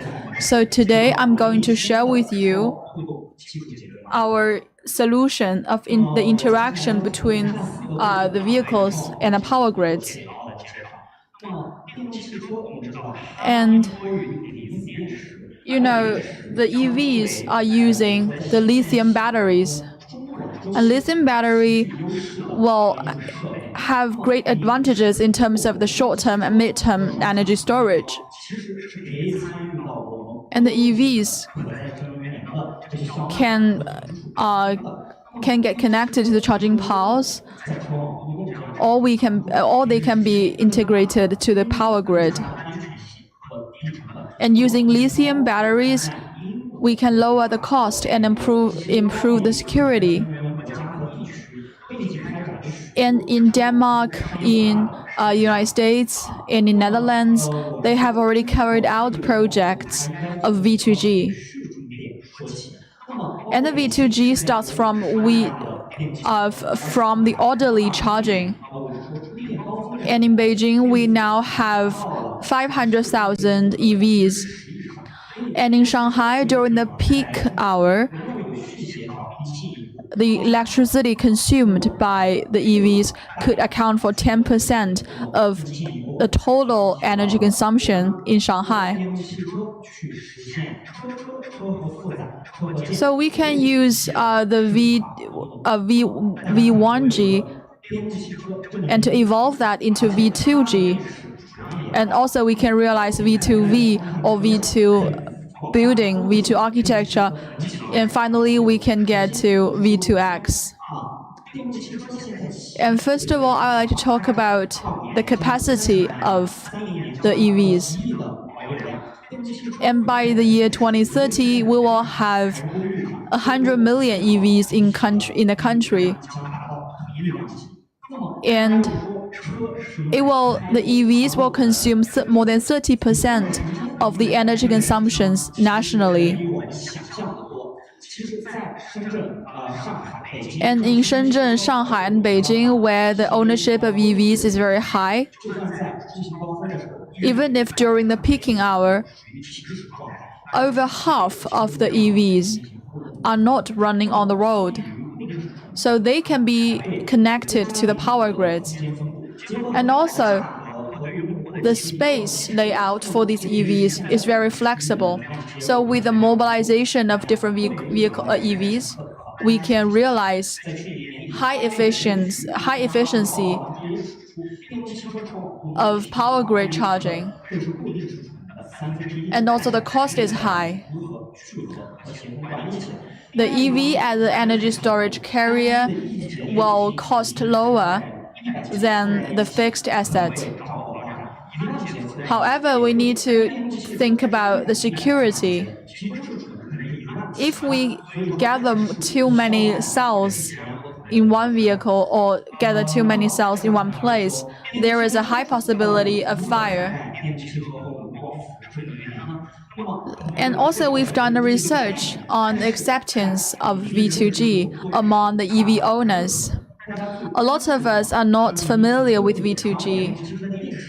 But after we popularize this concept, most of them have accepted that.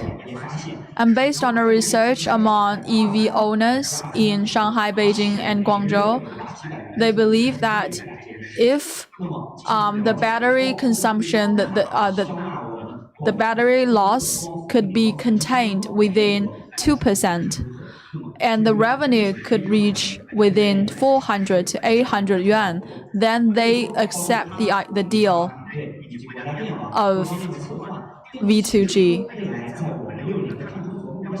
And also we believe that by the year 2040, the number of EVs in the society could reach 300 million in number, and they can improve the the zero carbon emission goal. And it is even possible for us to reach negative carbon emission by using EVs. And in the future, we will have 600 million worth of gigawatts of PV. And in the coastal cities in the east part of China, we still have a gap between the supply and the demand. So if we can connect these vehicles to the power grids using PV, then we can have a win-win result. So in Sanshui district in Foshan, we are already having this pilot project. Now we have two-way charging piles. Previously, our revenue is the charging fee as well as the generation fee. But it is very hard for us to raise the ROI. But if we integrate the vehicles into the power grid, like when we promote the V2X model, and every year we can have 10,000 more RMB for each vehicle. And for the enterprises providing the charging facilities, they can also have a higher IRR. And just now I've mentioned a lot of advantages of V2G, but I've also mentioned some challenges and security risks. We need technologies here. First of all, we need a low-cost electronic access. We also need a battery as well as the algorithm to lower the battery loss. And also we have this we also need to develop a cloud-native architecture. In addition to the high computing power, hacking power, and reliability, fast deployment, through cloud-native architecture, we can reduce the time period for a new vehicle to be integrated into the power grids. So the important thing for us here is to enable the high-speed connection and efficient connection. It is not about the traditional EMS. And when we integrate these EVs into the power grids, we can flexibly mobilize all these EVs, spatially and temporarily, and then get the power from the EVs and to charge the power grids. And we all know that if we charge the EVs, there will be a battery loss. However, if we can maintain this range, for example, we can maintain the battery loss within 1%. And also, we will have some technological advancement to protect the battery equipped by the vehicles. And also, sometimes we'll be faced with challenges in terms of the low temperature charging. And if we can integrate these EVs to the power grids, if we can promote the V2G, because we're using PV, that is solar power. So during the charging, it can heat the temperature, it can increase the temperature up, fastening the whole process of charging. And in Zhangjiakou Winter Olympics, we were already using this technology to heat the EVs up during the winter time and to fasten the charging period. And in Beijing, we are also having this kind of pilot project to integrate our zero carbon cloud platform with the market to get concrete revenues. The Southern Power Grid and National Grid, as well as other state-owned power grid companies, are having pilot projects with us with maturity of the battery technologies.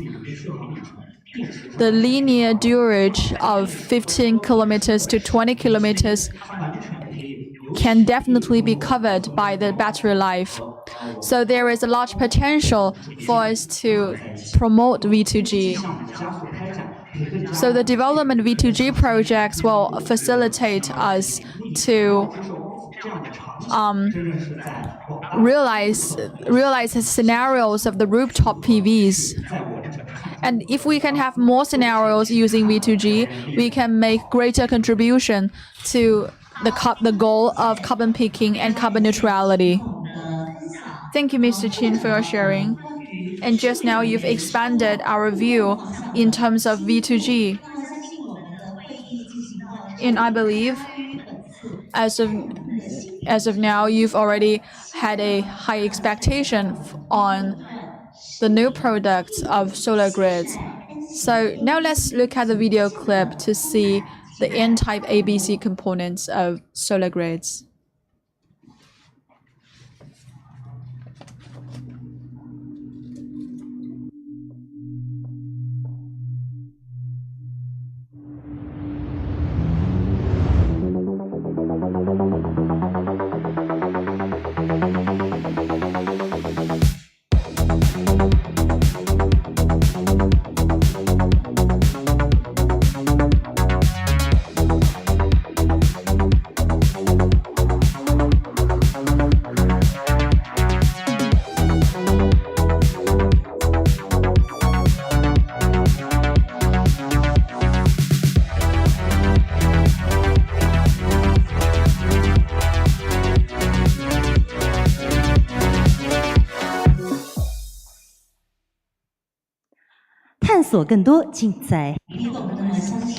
So we can explore more in solar grids.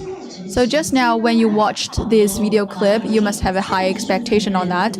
Now, without further delay, let's give the floor to Mr. Xia Hengliang, the General Manager, to give us more details.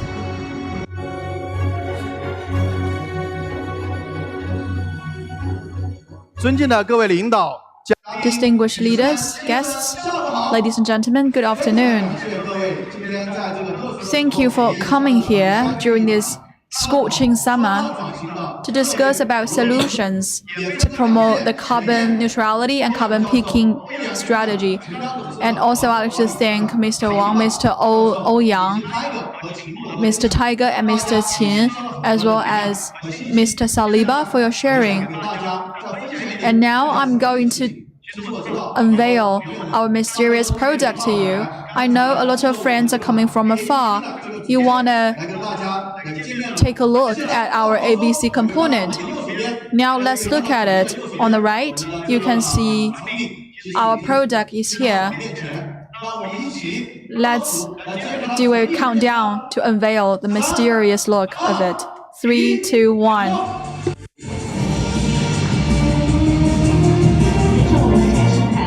So please take a look at the stage. It's facing all of you. As you can see, the new products of our company is now being unveiled in front of you.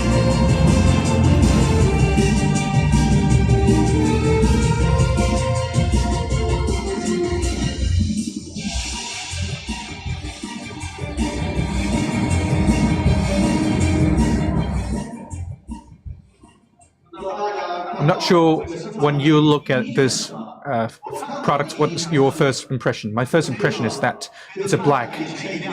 So it's pure black. It's very impressive. As you can see in the front face, it's pure black. It's able to break our own impression about the previous components. But you can see that this components is able to break our own impression about the previous products. It's not just, the important part of it is not just the appearance also it has its own really impressive features. I'm so excited. I just forgot to bring with myself the controller, the remote control. We had a really precious opportunity to get all of you. I'm so excited. That's why I just forgot to have the remote control. First of all, I would like to tell you that besides from components, let's talk about cell, battery. Why we always say that without the really good cell, we are not able to have really good components. Cell and battery serve more like a soul. Please bring me with our souls, please.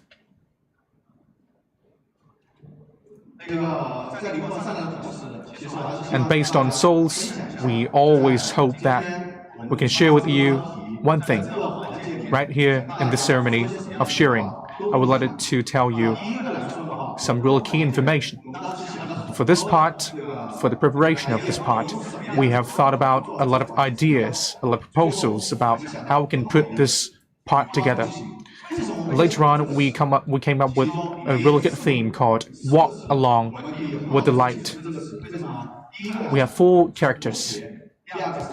You can see the first one is combination, participation, change, and sharing.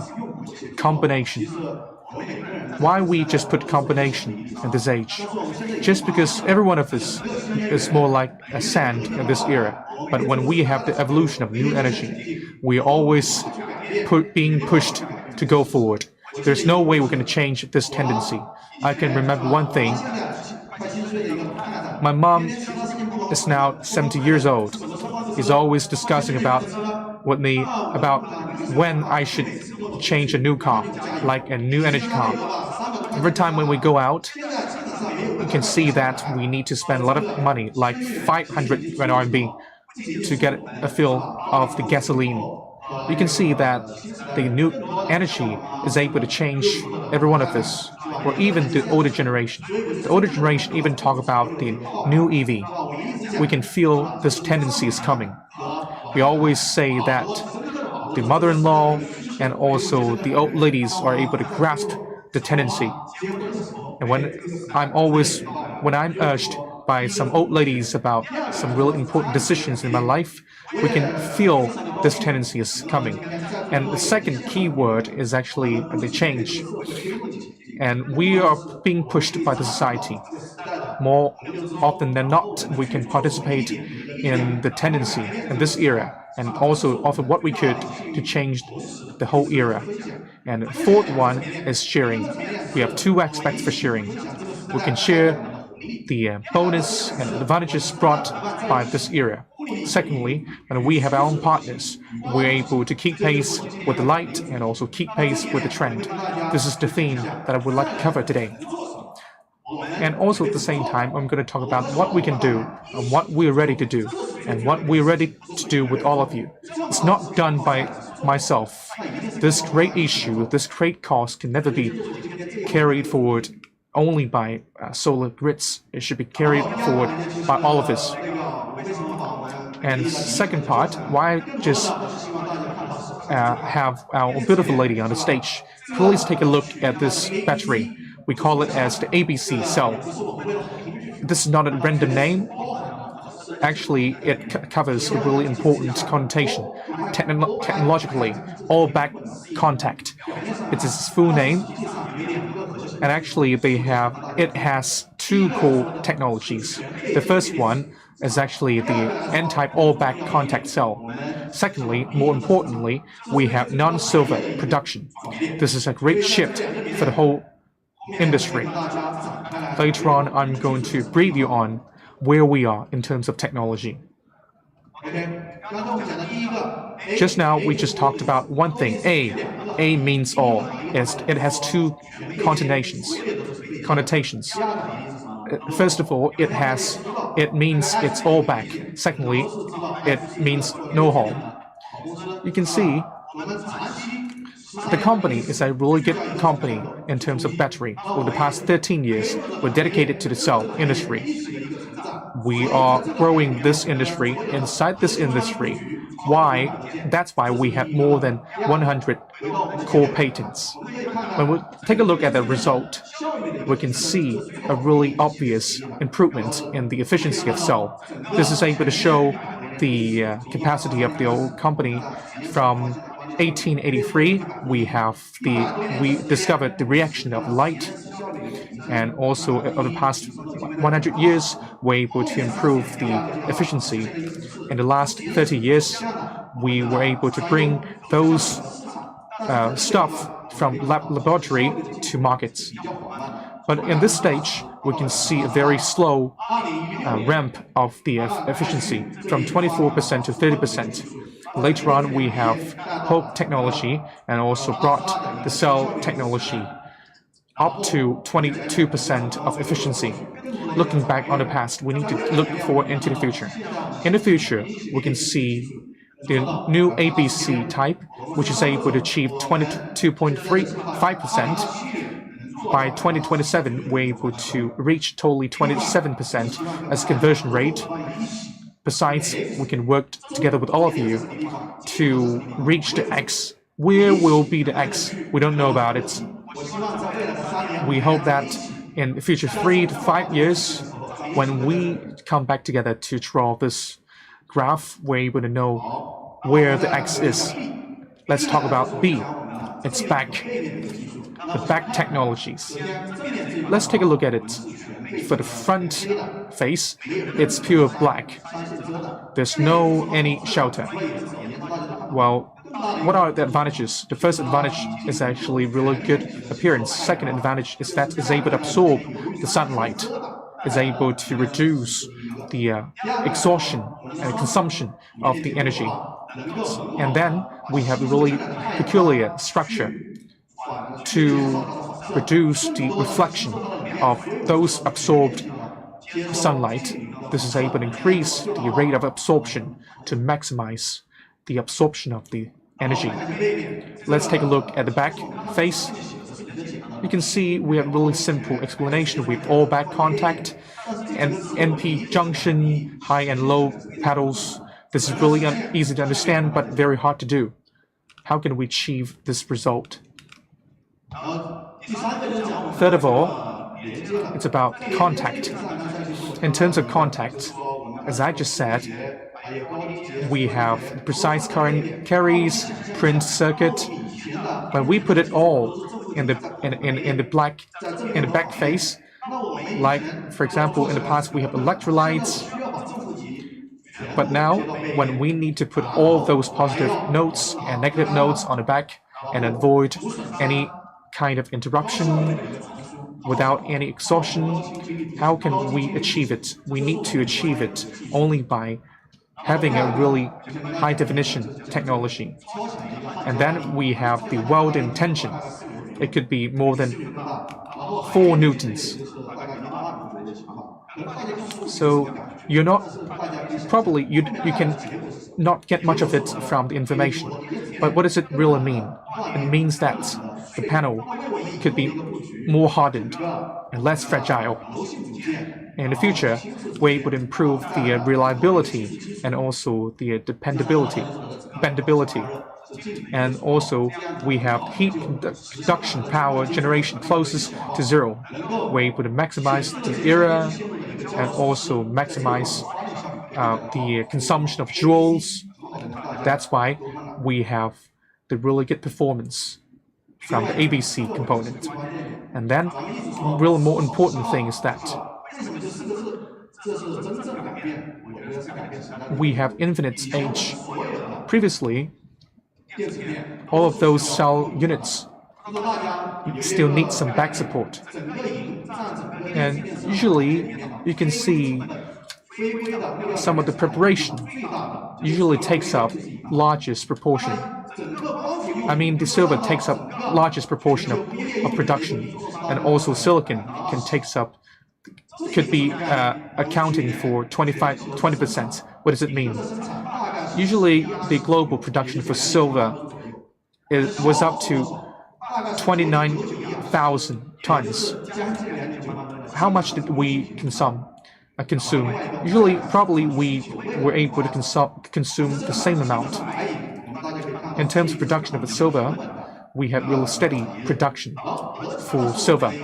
But in terms of demand side, just because of the high growth of the PV industry, we have 30% growth as we are able to improve the technology from the traditional P units to TOPCon. Normally, this is able to increase the utilization amount of silver by 1.3 or 1.4 times. What does it mean? It is estimated that after 2025, if we develop at the current rate, probably we're going to be in short of supply of silver. In face of this problem, our company take the first to have the production, the non-silver production. We're able to take the whole industry into a non-silver age. We hope that through the technological improvement, we're able to get rid of the limitation of resources. This is our basic understanding about the whole industry. Thank you so much. So for this part, we can get rid of the chain. We can forge ahead.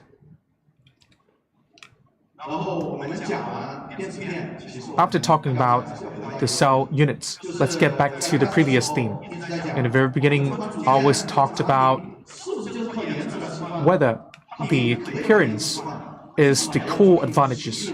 Now that we have really good advantages, why should we go for higher performance? I'm not going to read aloud those statistics, but there are totally three main points. First point is actually the efficiency of mass production. The efficiency for mass production could be up to 23.5%, and also the power could be up to totally 720 watts. Another point probably is not familiar to all of you. So it's about a year power warranty. It could be up to totally 30 years. As for the year products warranty for the industry, for the products, it could be up to totally 15 years. That is to say, we are able to generate more electricity within the life expectancy. Why do we have this kind of promise to say that we can provide 30 years for the power warranty? Just because we have really good performance in the consumption. For example, one example is that we have an attenuation year by year up to totally 0.35%. And also the power temperature coefficient could be up to minus 0.29% per degree Celsius. For example, when we remove our components to Hainan Island or in desert, when we have the temperature increase, usually the power consumption would be lower than that of our counterparts' components. We not only have a really good appearance, but also have a very good performance. And then, as we can see, a really impressive image, a black hole. Black hole is also the name of the series. Black hole is able to absorb all those energy. It's the same case with our products. We have 2 points. We have higher generation capacity. That's to say, within certain units, we're able to have high generation, and also we have longer life expectancy, life cycle. And also, according to our conservative statistics, we're able to achieve totally 11.6%. We have lower carbon footprint. So just now, and previously the other days, you've seen that EU has already passed their carbon tariff, the CABM. So in 2027, the CABM will be officially launched. We still have 5 years ahead. However, in the following 5 years, how are we going to improve our competitiveness? And how does our government to help the enterprises to improve their competitiveness? So the only way out is to control the low carbon footprint. So we need to think about the carbon embodied, carbon during the whole life cycle of the product. So we need to stand from see this thing from a larger picture. That is also what the government is thinking about. So what makes a good solution featuring lower carbon footprint? Today we're talking about the components, right? The thicker the component is, the higher the carbon footprint will be. And also we're talking about the conversion rate. Now the conversion rate is 23.5%. It means that if we want to produce the same amount of energy, we need less materials. That makes our carbon footprint lower. And the third thing I want to talk about is the security of our component. We know that the greatest pain point is a hotspot effect. So with the redundant connection, as well as our the pressure persistence, we can mitigate the hotspot effect, which makes our product safer. So we can see obvious evolution here. We have made an innovation in our design. And here are some stats. We have different scale of components for different scenarios. For example, we have 405 watts, and also we have 720 watts. So these different components can be used to different scenarios, ranging from a household to a large power generation center. So sometimes you here you can see the slide. You may think that I'm going to wrap up, but actually this is just a spoiler alert, because I want to tell you that we have more technologies to come. There is a better integration of our technology with IPV and other technologies. So we look forward to seeing you next year. And next year we will bring you more products. And this is just the starting point of Solar Grids. Solar Grids is not a company only selling components. Actually, what we're doing is to provide a solution of the integration of source grids, loads, and storage. We can have highly efficient source. And for power source, we have several dimensions. For example, we need to have higher power generation. Components is important, and the system itself is also important. We have a digital management platform from end to end, managing from end to end, from the dealing, from the OM. So at the very beginning of the launch of Solar Grids, we want to improve our digitalization capability. And we are cooperating with our partners to further expand, to further enhance our effectiveness. And another dimension is lower BOS cost, because we have high efficiency. With the same coverage of the panel, the amount of cells needed is less. For example, when we install a roof with 1 gigawatts, if we use our ABC components, we can save 0.11 yuan RMB per cell. And our cost of OM is also lower via digitalization. Previously, we were doing the OM manually. For example, we'll dispatch personnel to check the inverter or the panel. But in the future, we are doing distributed PV panels, so it is simply impossible for us to dispatch different personnel to go to different places to do the maintenance. So that is where the digitalization comes to play. So why digitalization is so important? It is a pillar of our company from the whole, for the whole industry chain, from design to transaction to PO to O&M, from end to end. We are using digitalization to replace human beings. Let's say design. There are different phases for design, especially you must be very familiar with the whole process if you're from the design departments. So every time when we are doing the design, it is simply impossible for us to climb up to the roof and to take pictures of that panel and then analyze that. So what we do is to use digital mapping and then use the drones to take the pictures. You don't need to go up to the roof and to take the picture by yourself. And when we got the pictures from the drones, we can do the 3D modeling design, and then we can have a shadow analysis. Maybe you are not very familiar with the design phase.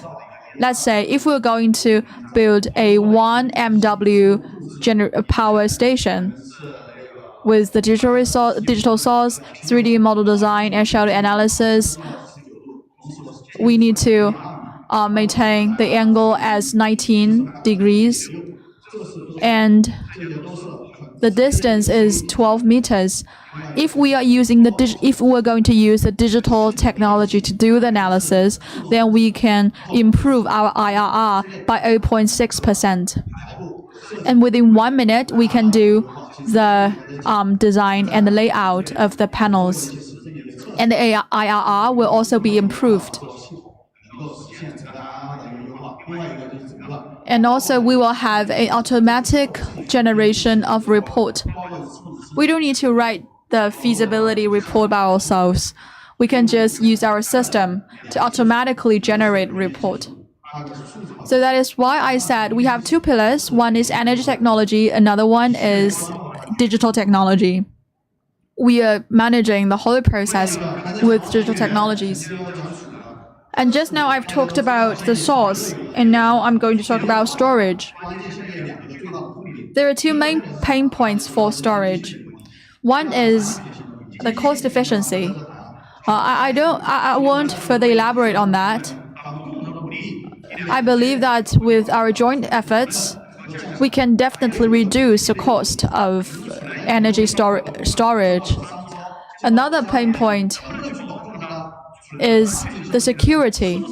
If we introduce the energy storage equipment in our house, in a mall, we will see explosions or fires. So security is our focus here. In our industry, what do we do? Previously, what we do is passive security. When there is a fire, we will have like firefighter system, fire prevention system. However, what we want to do is to do an active or proactive prevention to combine prevention and passive security. And what are we doing for active prevention? Let's look at the very origin of security, why there will be security risks. There are three reasons. One is internal shortout. Another one is lithium disposition in negative electrodes. And the third reason is positive oxygen release.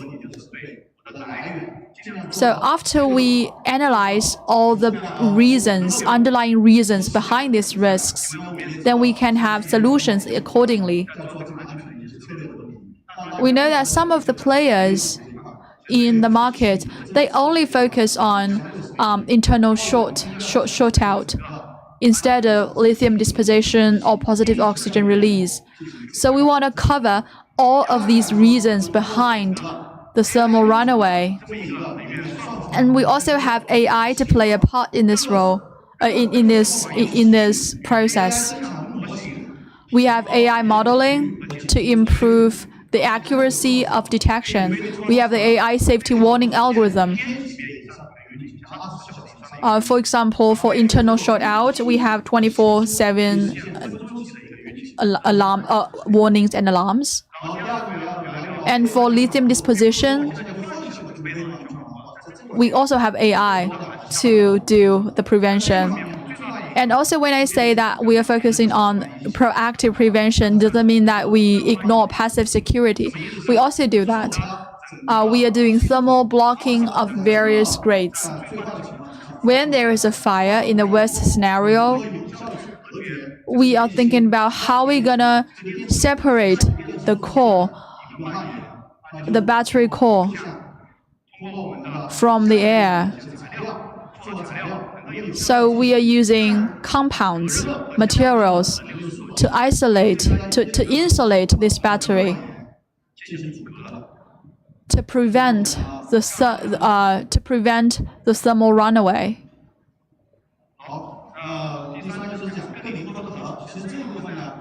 And another element is flexible loads.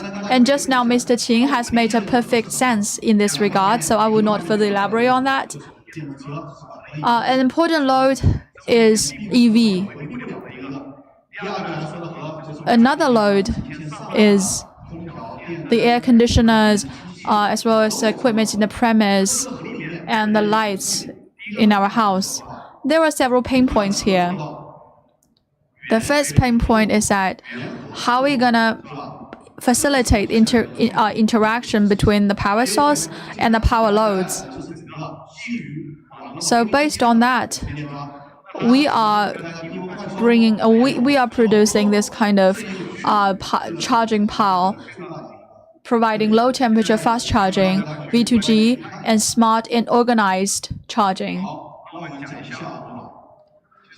And now let's move on to the element of grids. The integration of source, grid, loads, and storage highly depends on the grids and the loads. And just now we've talked about loads, so here I'm going to talk about the grids. Here when I say grids, I don't mean National Grid or the Southern Grid because they are doing their job pretty good already. So what I'm talking about is the management of the grid. The grid needs to be smart. It also needs to be inclusive and reliable. So how are we going to realize this goal? For example, to realize a smart, reliable, and flexible grid. It should have multiple goals. For example, as a power grid, you need to as a grid, you need to satisfy the demands of electricity use of the power grid, of the household, or of other enterprises. So our grid architecture is based on the cloud. So on the cloud, we can manage the energy flow. And on the other hand, we can manage the carbon flow. In terms of energy management, we have VPP, V2G, and loads control and microgrid control. And we will visualize all the things in a digital platform because we have this digital twins technology. So how are we gonna realize that? It is actually based on the AI mobilization algorithm. So what's the greatest characteristic of the AI algorithm? That is the multi-goal. That is, the AI can satisfy different goals at the same time. It can provide us the most optimal solution based on different scenarios. And the second characteristic is reliable. So how are we going to make our grid more reliable? Based on the modeling architecture and the cloud-native architecture, we can realize a strong grid and to maintain a strong control over the grid. When we change the frequency, when we do the main control, we need to quickly respond to some of the adjustments in the system. If the systems cannot stand it, probably the whole system would be broken down. For example, when we have the 3 to 5 rooms embedded in this system from the residential area.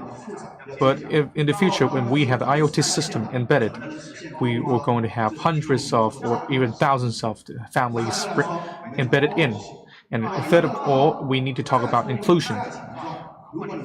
No matter how strong the brain is, if the brain is not able to control or just manage its own system in society. We need to achieve the inclusion. Inclusion probably takes a few minutes to explain. We know that lights, air conditioning, washing machine, usually different factories might have different protocols to support those household appliances. And we need to have those portfolios, protocols to be included in the system. The first thing we need to do is that we need to have the alignment with the cloud system. We're able to standardize, by using this platform, we're able to standardize the protocols. For the brain, we require it to be smart, inclusive, and also reliable. This is our own basic understanding about the internet. Source, storage, loads, grids. First of all, we need to have high efficiency for source with the highest units. For electric generation, we need to have safer storage, more flexible loads, and smarter grids. This is the most conspicuous concept for the source network. After talking to so many solutions for the customers, we need to think about what sort of scenarios can we provide to all of our consumers. This is a consumer for the industrial park. Probably we might just build up a scattered generation plant in the industrial park. This is not what we want to do. What we need to do is that we need to have a synergy for the network, for the source, for the loads and grids. Only by having this can we just transfer the plant into a small VPP. And also at the same time, as a consumer for the energy, we're able to allow the factory to gain profits from the whole system. The second theme that we need to think about is how we can do the carbon management. Carbon management is one of the largest considerations for a lot of factories. The other day, the factory just said that they cannot have the new system just because of the limit of the energy consumption. They just said that if you're able to help me do this or just handle this issue, they're able to hand over the right for the management to our company. This is actually a really widespread issue for a lot of companies. The issue is about carbon management. We need to use the system to trade the carbon, to trace the carbon, and perfect the carbon system. And also at the same time, in the commerce scenario, previously for the shopping malls, what issue will we come up with? The issue might be about the EV.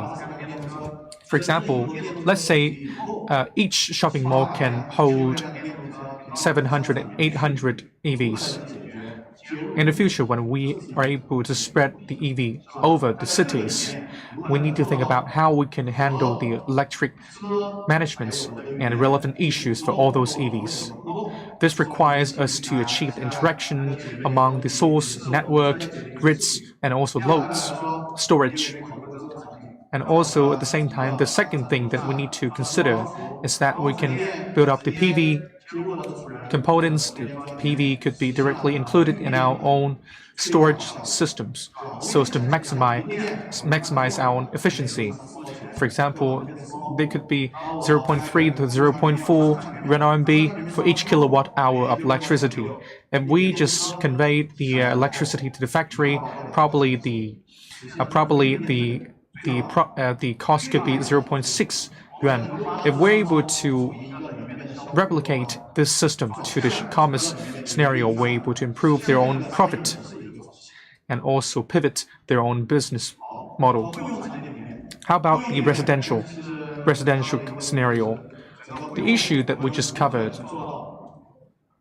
is about how we can achieve the smart and low carbon lifestyle. We have several challenges. For example, in Shandong province, usually the storage issue is the largest issue when it comes to replicating this system to the residential area. And also we need to consider a series of issues, including the cost, reliability, and safety issues.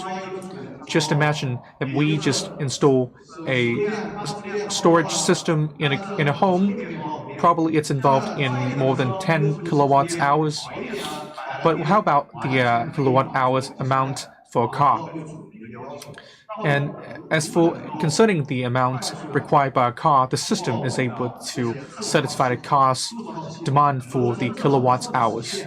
By using this system, we're able to maximize the usage of the resources. We can also we're able to achieve the connection among the source, storage of energy, and also grids. And also in overseas, we have VP concept. And the other day, we have a company in the country responsible for managing the electricity for residential scenario. And besides from the management, they need to also consider the transaction matter in terms of energy.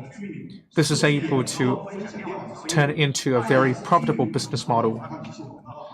And we can rely on our own cloud system to achieve the target like the transactions. The fourth scenario is actually zero carbon city. A lot of city leaders and also exchanged with a lot of experts from industries.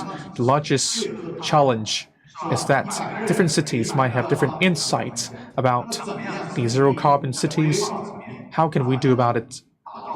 First of all, in terms of planning, we need to build up a kind of governance system for zero carbon city.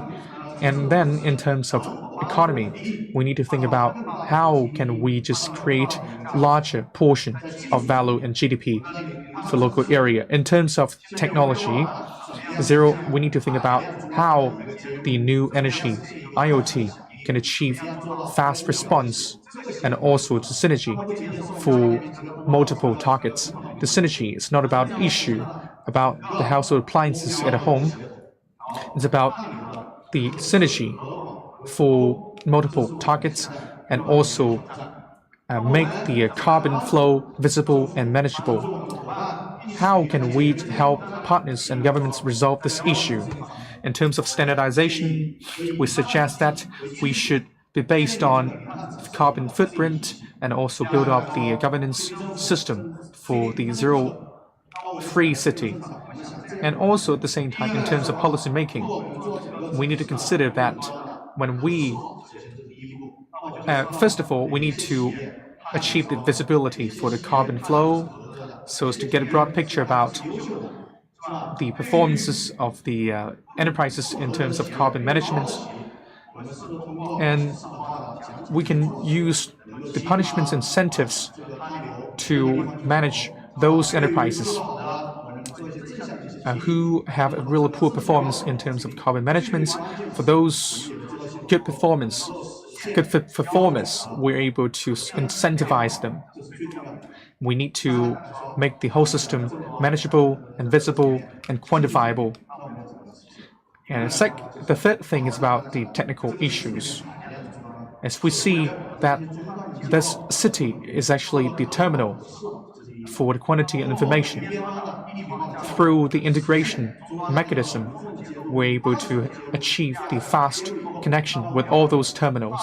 After connection of the terminals, we need to have really good calculation capacity to keep the system running. And then we need to think about how we can achieve smart dispatching based on AI algorithms. So by doing this, can we achieve the most optimal dispatching of the resources and energy? And also for the whole system, we need to have the energy modems to achieve the edge managements.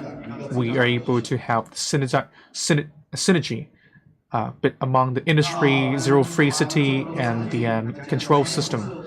After talking about such a lot of scenarios, shall we talk about the business model? Speaking of how the zero-free, the carbon-free city can allow all levels, all players to partner with each other. In terms of government, we always think that we need to have really good superstructure. one of the challenges facing the government is that they want to do the superstructure, but they cannot find any concepts upon which they can build up this system. We suggest that we can use the carbon footprint as a basis. Second is about the closed-loop management system. We need to build up a database for the carbon emission so as to make it visible. And then we need to think about how we can perfect the reduction of carbon. Fourth, we can see that by having some really precise policies, the governments can guide those enterprises to go for the direction of low carbon development. And then we need to think about how the system can help those governments to resolve a series of problems afterwards.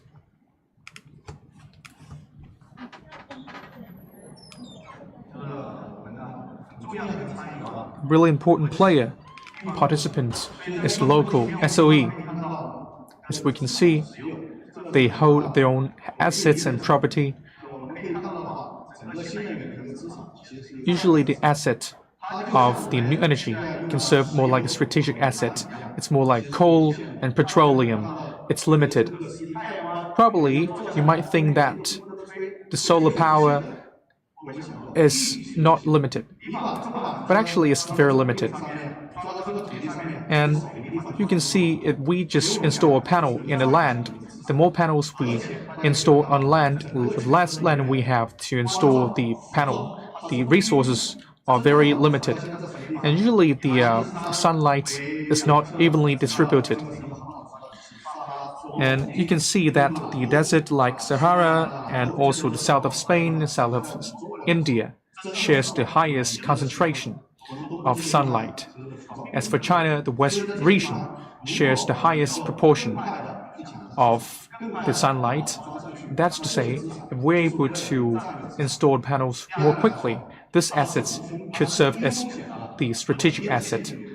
Secondly, it requires a very low risk and stable cash flow. Because of policies and because of its nature, it's able to achieve a very stable growth. And for example, we are able to measure the estimated quantity for a plant. Usually the estimation can be very certain. For PV, when you install the panel of PV, after the installation, the profitability could be very certain. This is able to win a lot of recognition from banks. And then we need to think about whether we're able to improve the production capacity and production value. And we have those banks and also local SOE coming in. And also when we have the loan from the bank, as a result, when we invest totally 1 RMB, we're able to get 5 RMB or even 10 RMB as return. And usually this capacity can always stay in local level. Third of all, after having this, how can we assure its execution? How can we make sure that this domain can be very reliable in front of the eyes of the SOEs? We can only do this by using technologies. And for example, we can work together with local partners to provide the end-to-end turnkey solution.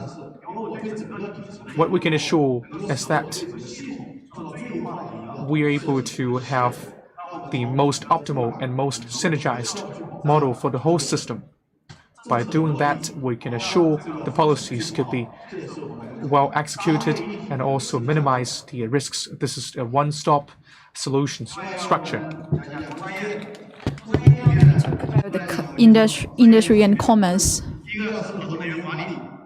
And first of all, we will have these EMC models for some of the enterprises and the clients. If they do not need to, if they don't need the property, they can rent from us.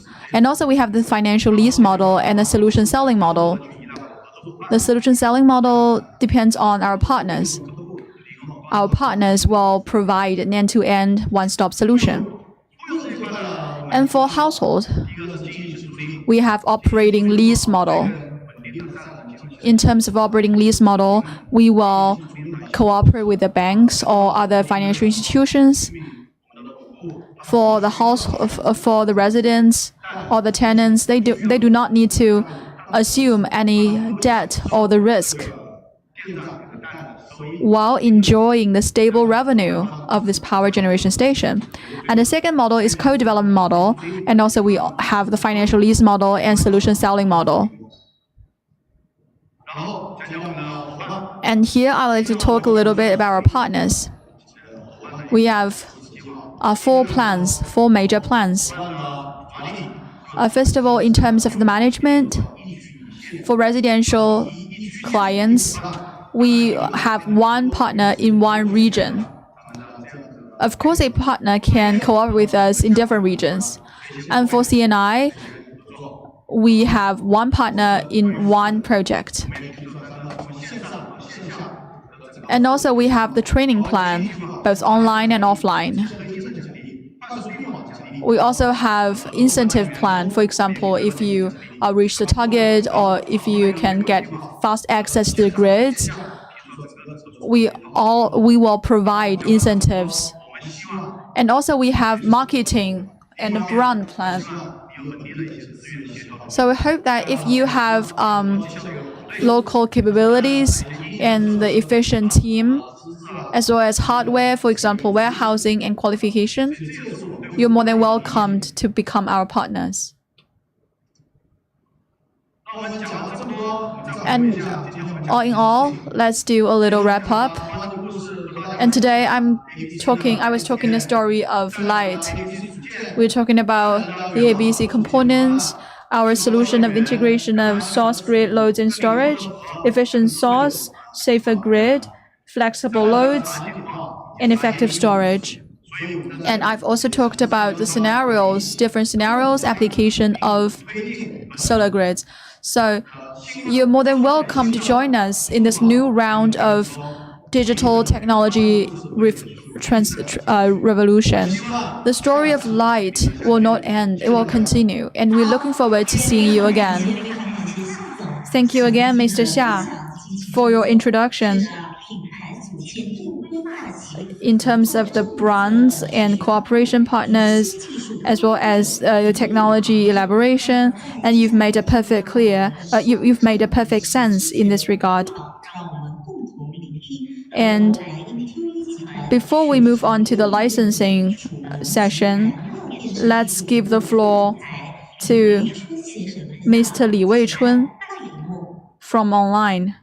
He's the director from the TUV group. Good afternoon, I'm Li Weichun, and my congratulations to the launch event of solar grids. And you have also passed the latest standards of IEC. And you've granted the TUV accreditation, and it means that you've evolved into the top in this regard. And you are using N-type NBC cells, as well as a high-intensive component assembly technology, making your component and product more reliable and more efficient. And in terms of the certification of the products, TUV has been a long-term partner with ICOSolars, laying a solid foundation for our cooperation between TUV and solar grids. And you are providing one-stop global PV solutions, promoting the cooperation and sustainable development of PV industry not only in China but also in the world.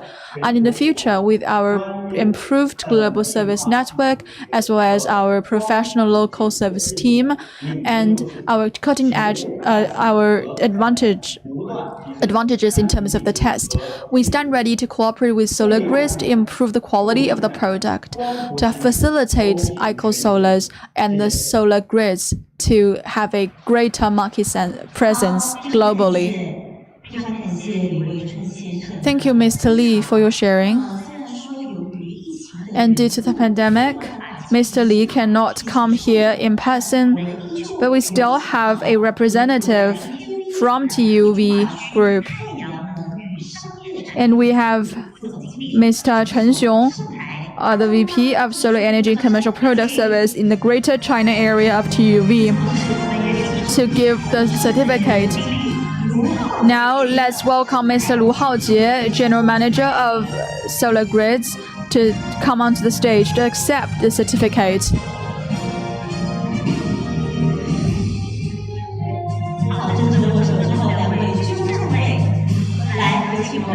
Please come onto the stage.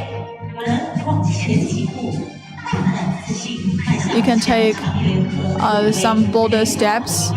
Let's take bolder moves into a brighter future. Let's take a group photo here. I see a lot of audience are taking out their mobile phones to capture this memorable moment. Thank you. Mr. Lu, your strategic partnerships. And we will see closer relationship between Solar Grids and other partners, both in and abroad. Let's develop together. Now let's welcome Mr. Liu Jingyi, Executive Vice President of City Transportation Company of China Development Group. Mr. Zhang Feng, Vice President and Chief Strategy Officer of Huawei Digital Energy Corporation Limited. Mr. Yan Zhiwei, Executive Vice President of Zero Carbon Industry Operations Center, as well as Mr. Lu Haojie, the General Manager of Shenzhen Solar Grids. And now, please sign the agreement.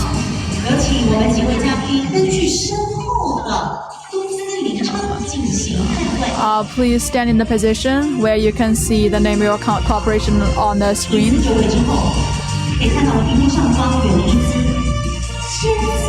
You can use a pen in front of you to sign your name.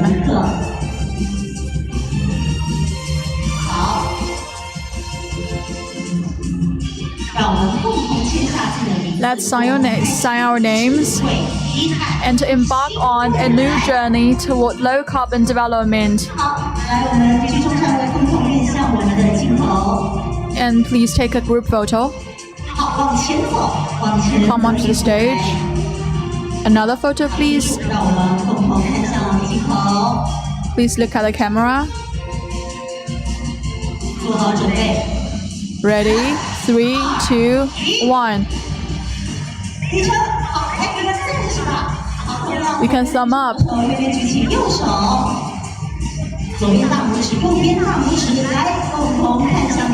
Another photo, please. Thank you again. Please go back to your seat. And Mr. Lu, please stay here with us. And now we'll have the second round of signing. Let's welcome Mr. Cui Jie, General Manager of Shanxi Jerry New Energy Corporation Limited. Mr. Zhang Jianding, Co-founder and Deputy General Manager of Shanghai Neihui Technology.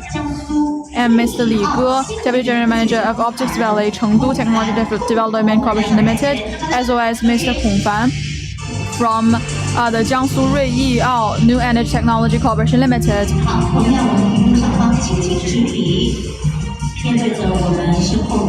Please sign your name here. You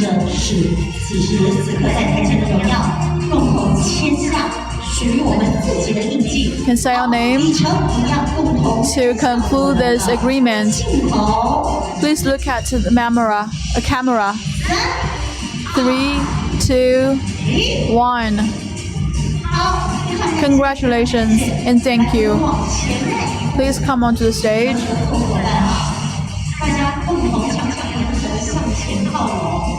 You can stand together.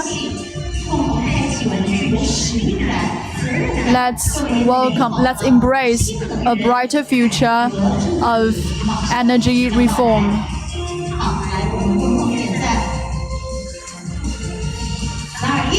Three, 2, 1. Thank you. Congratulations.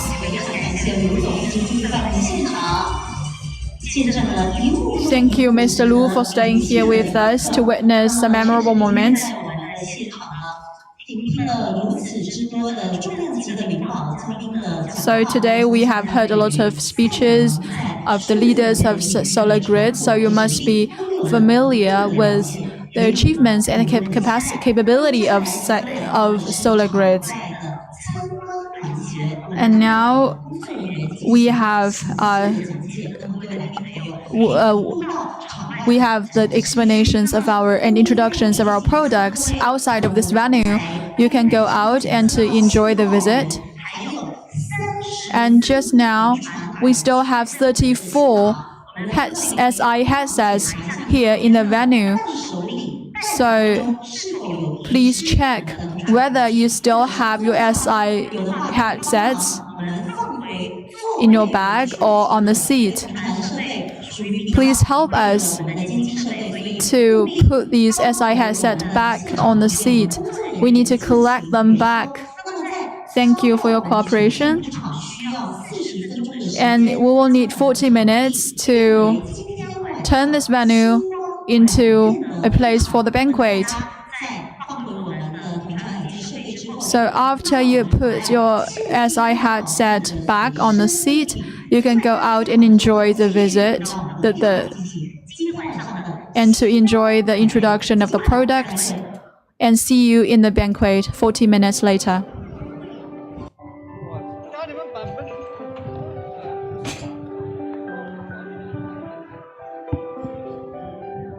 好，也请我们的工作人员帮忙一同检查，信号源还在我们场地附近的34台设备，帮忙我们的宾客朋友共同进行回收。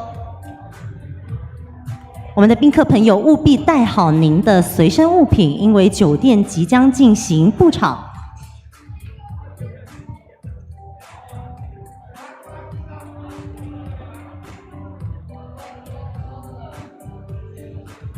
第8台去。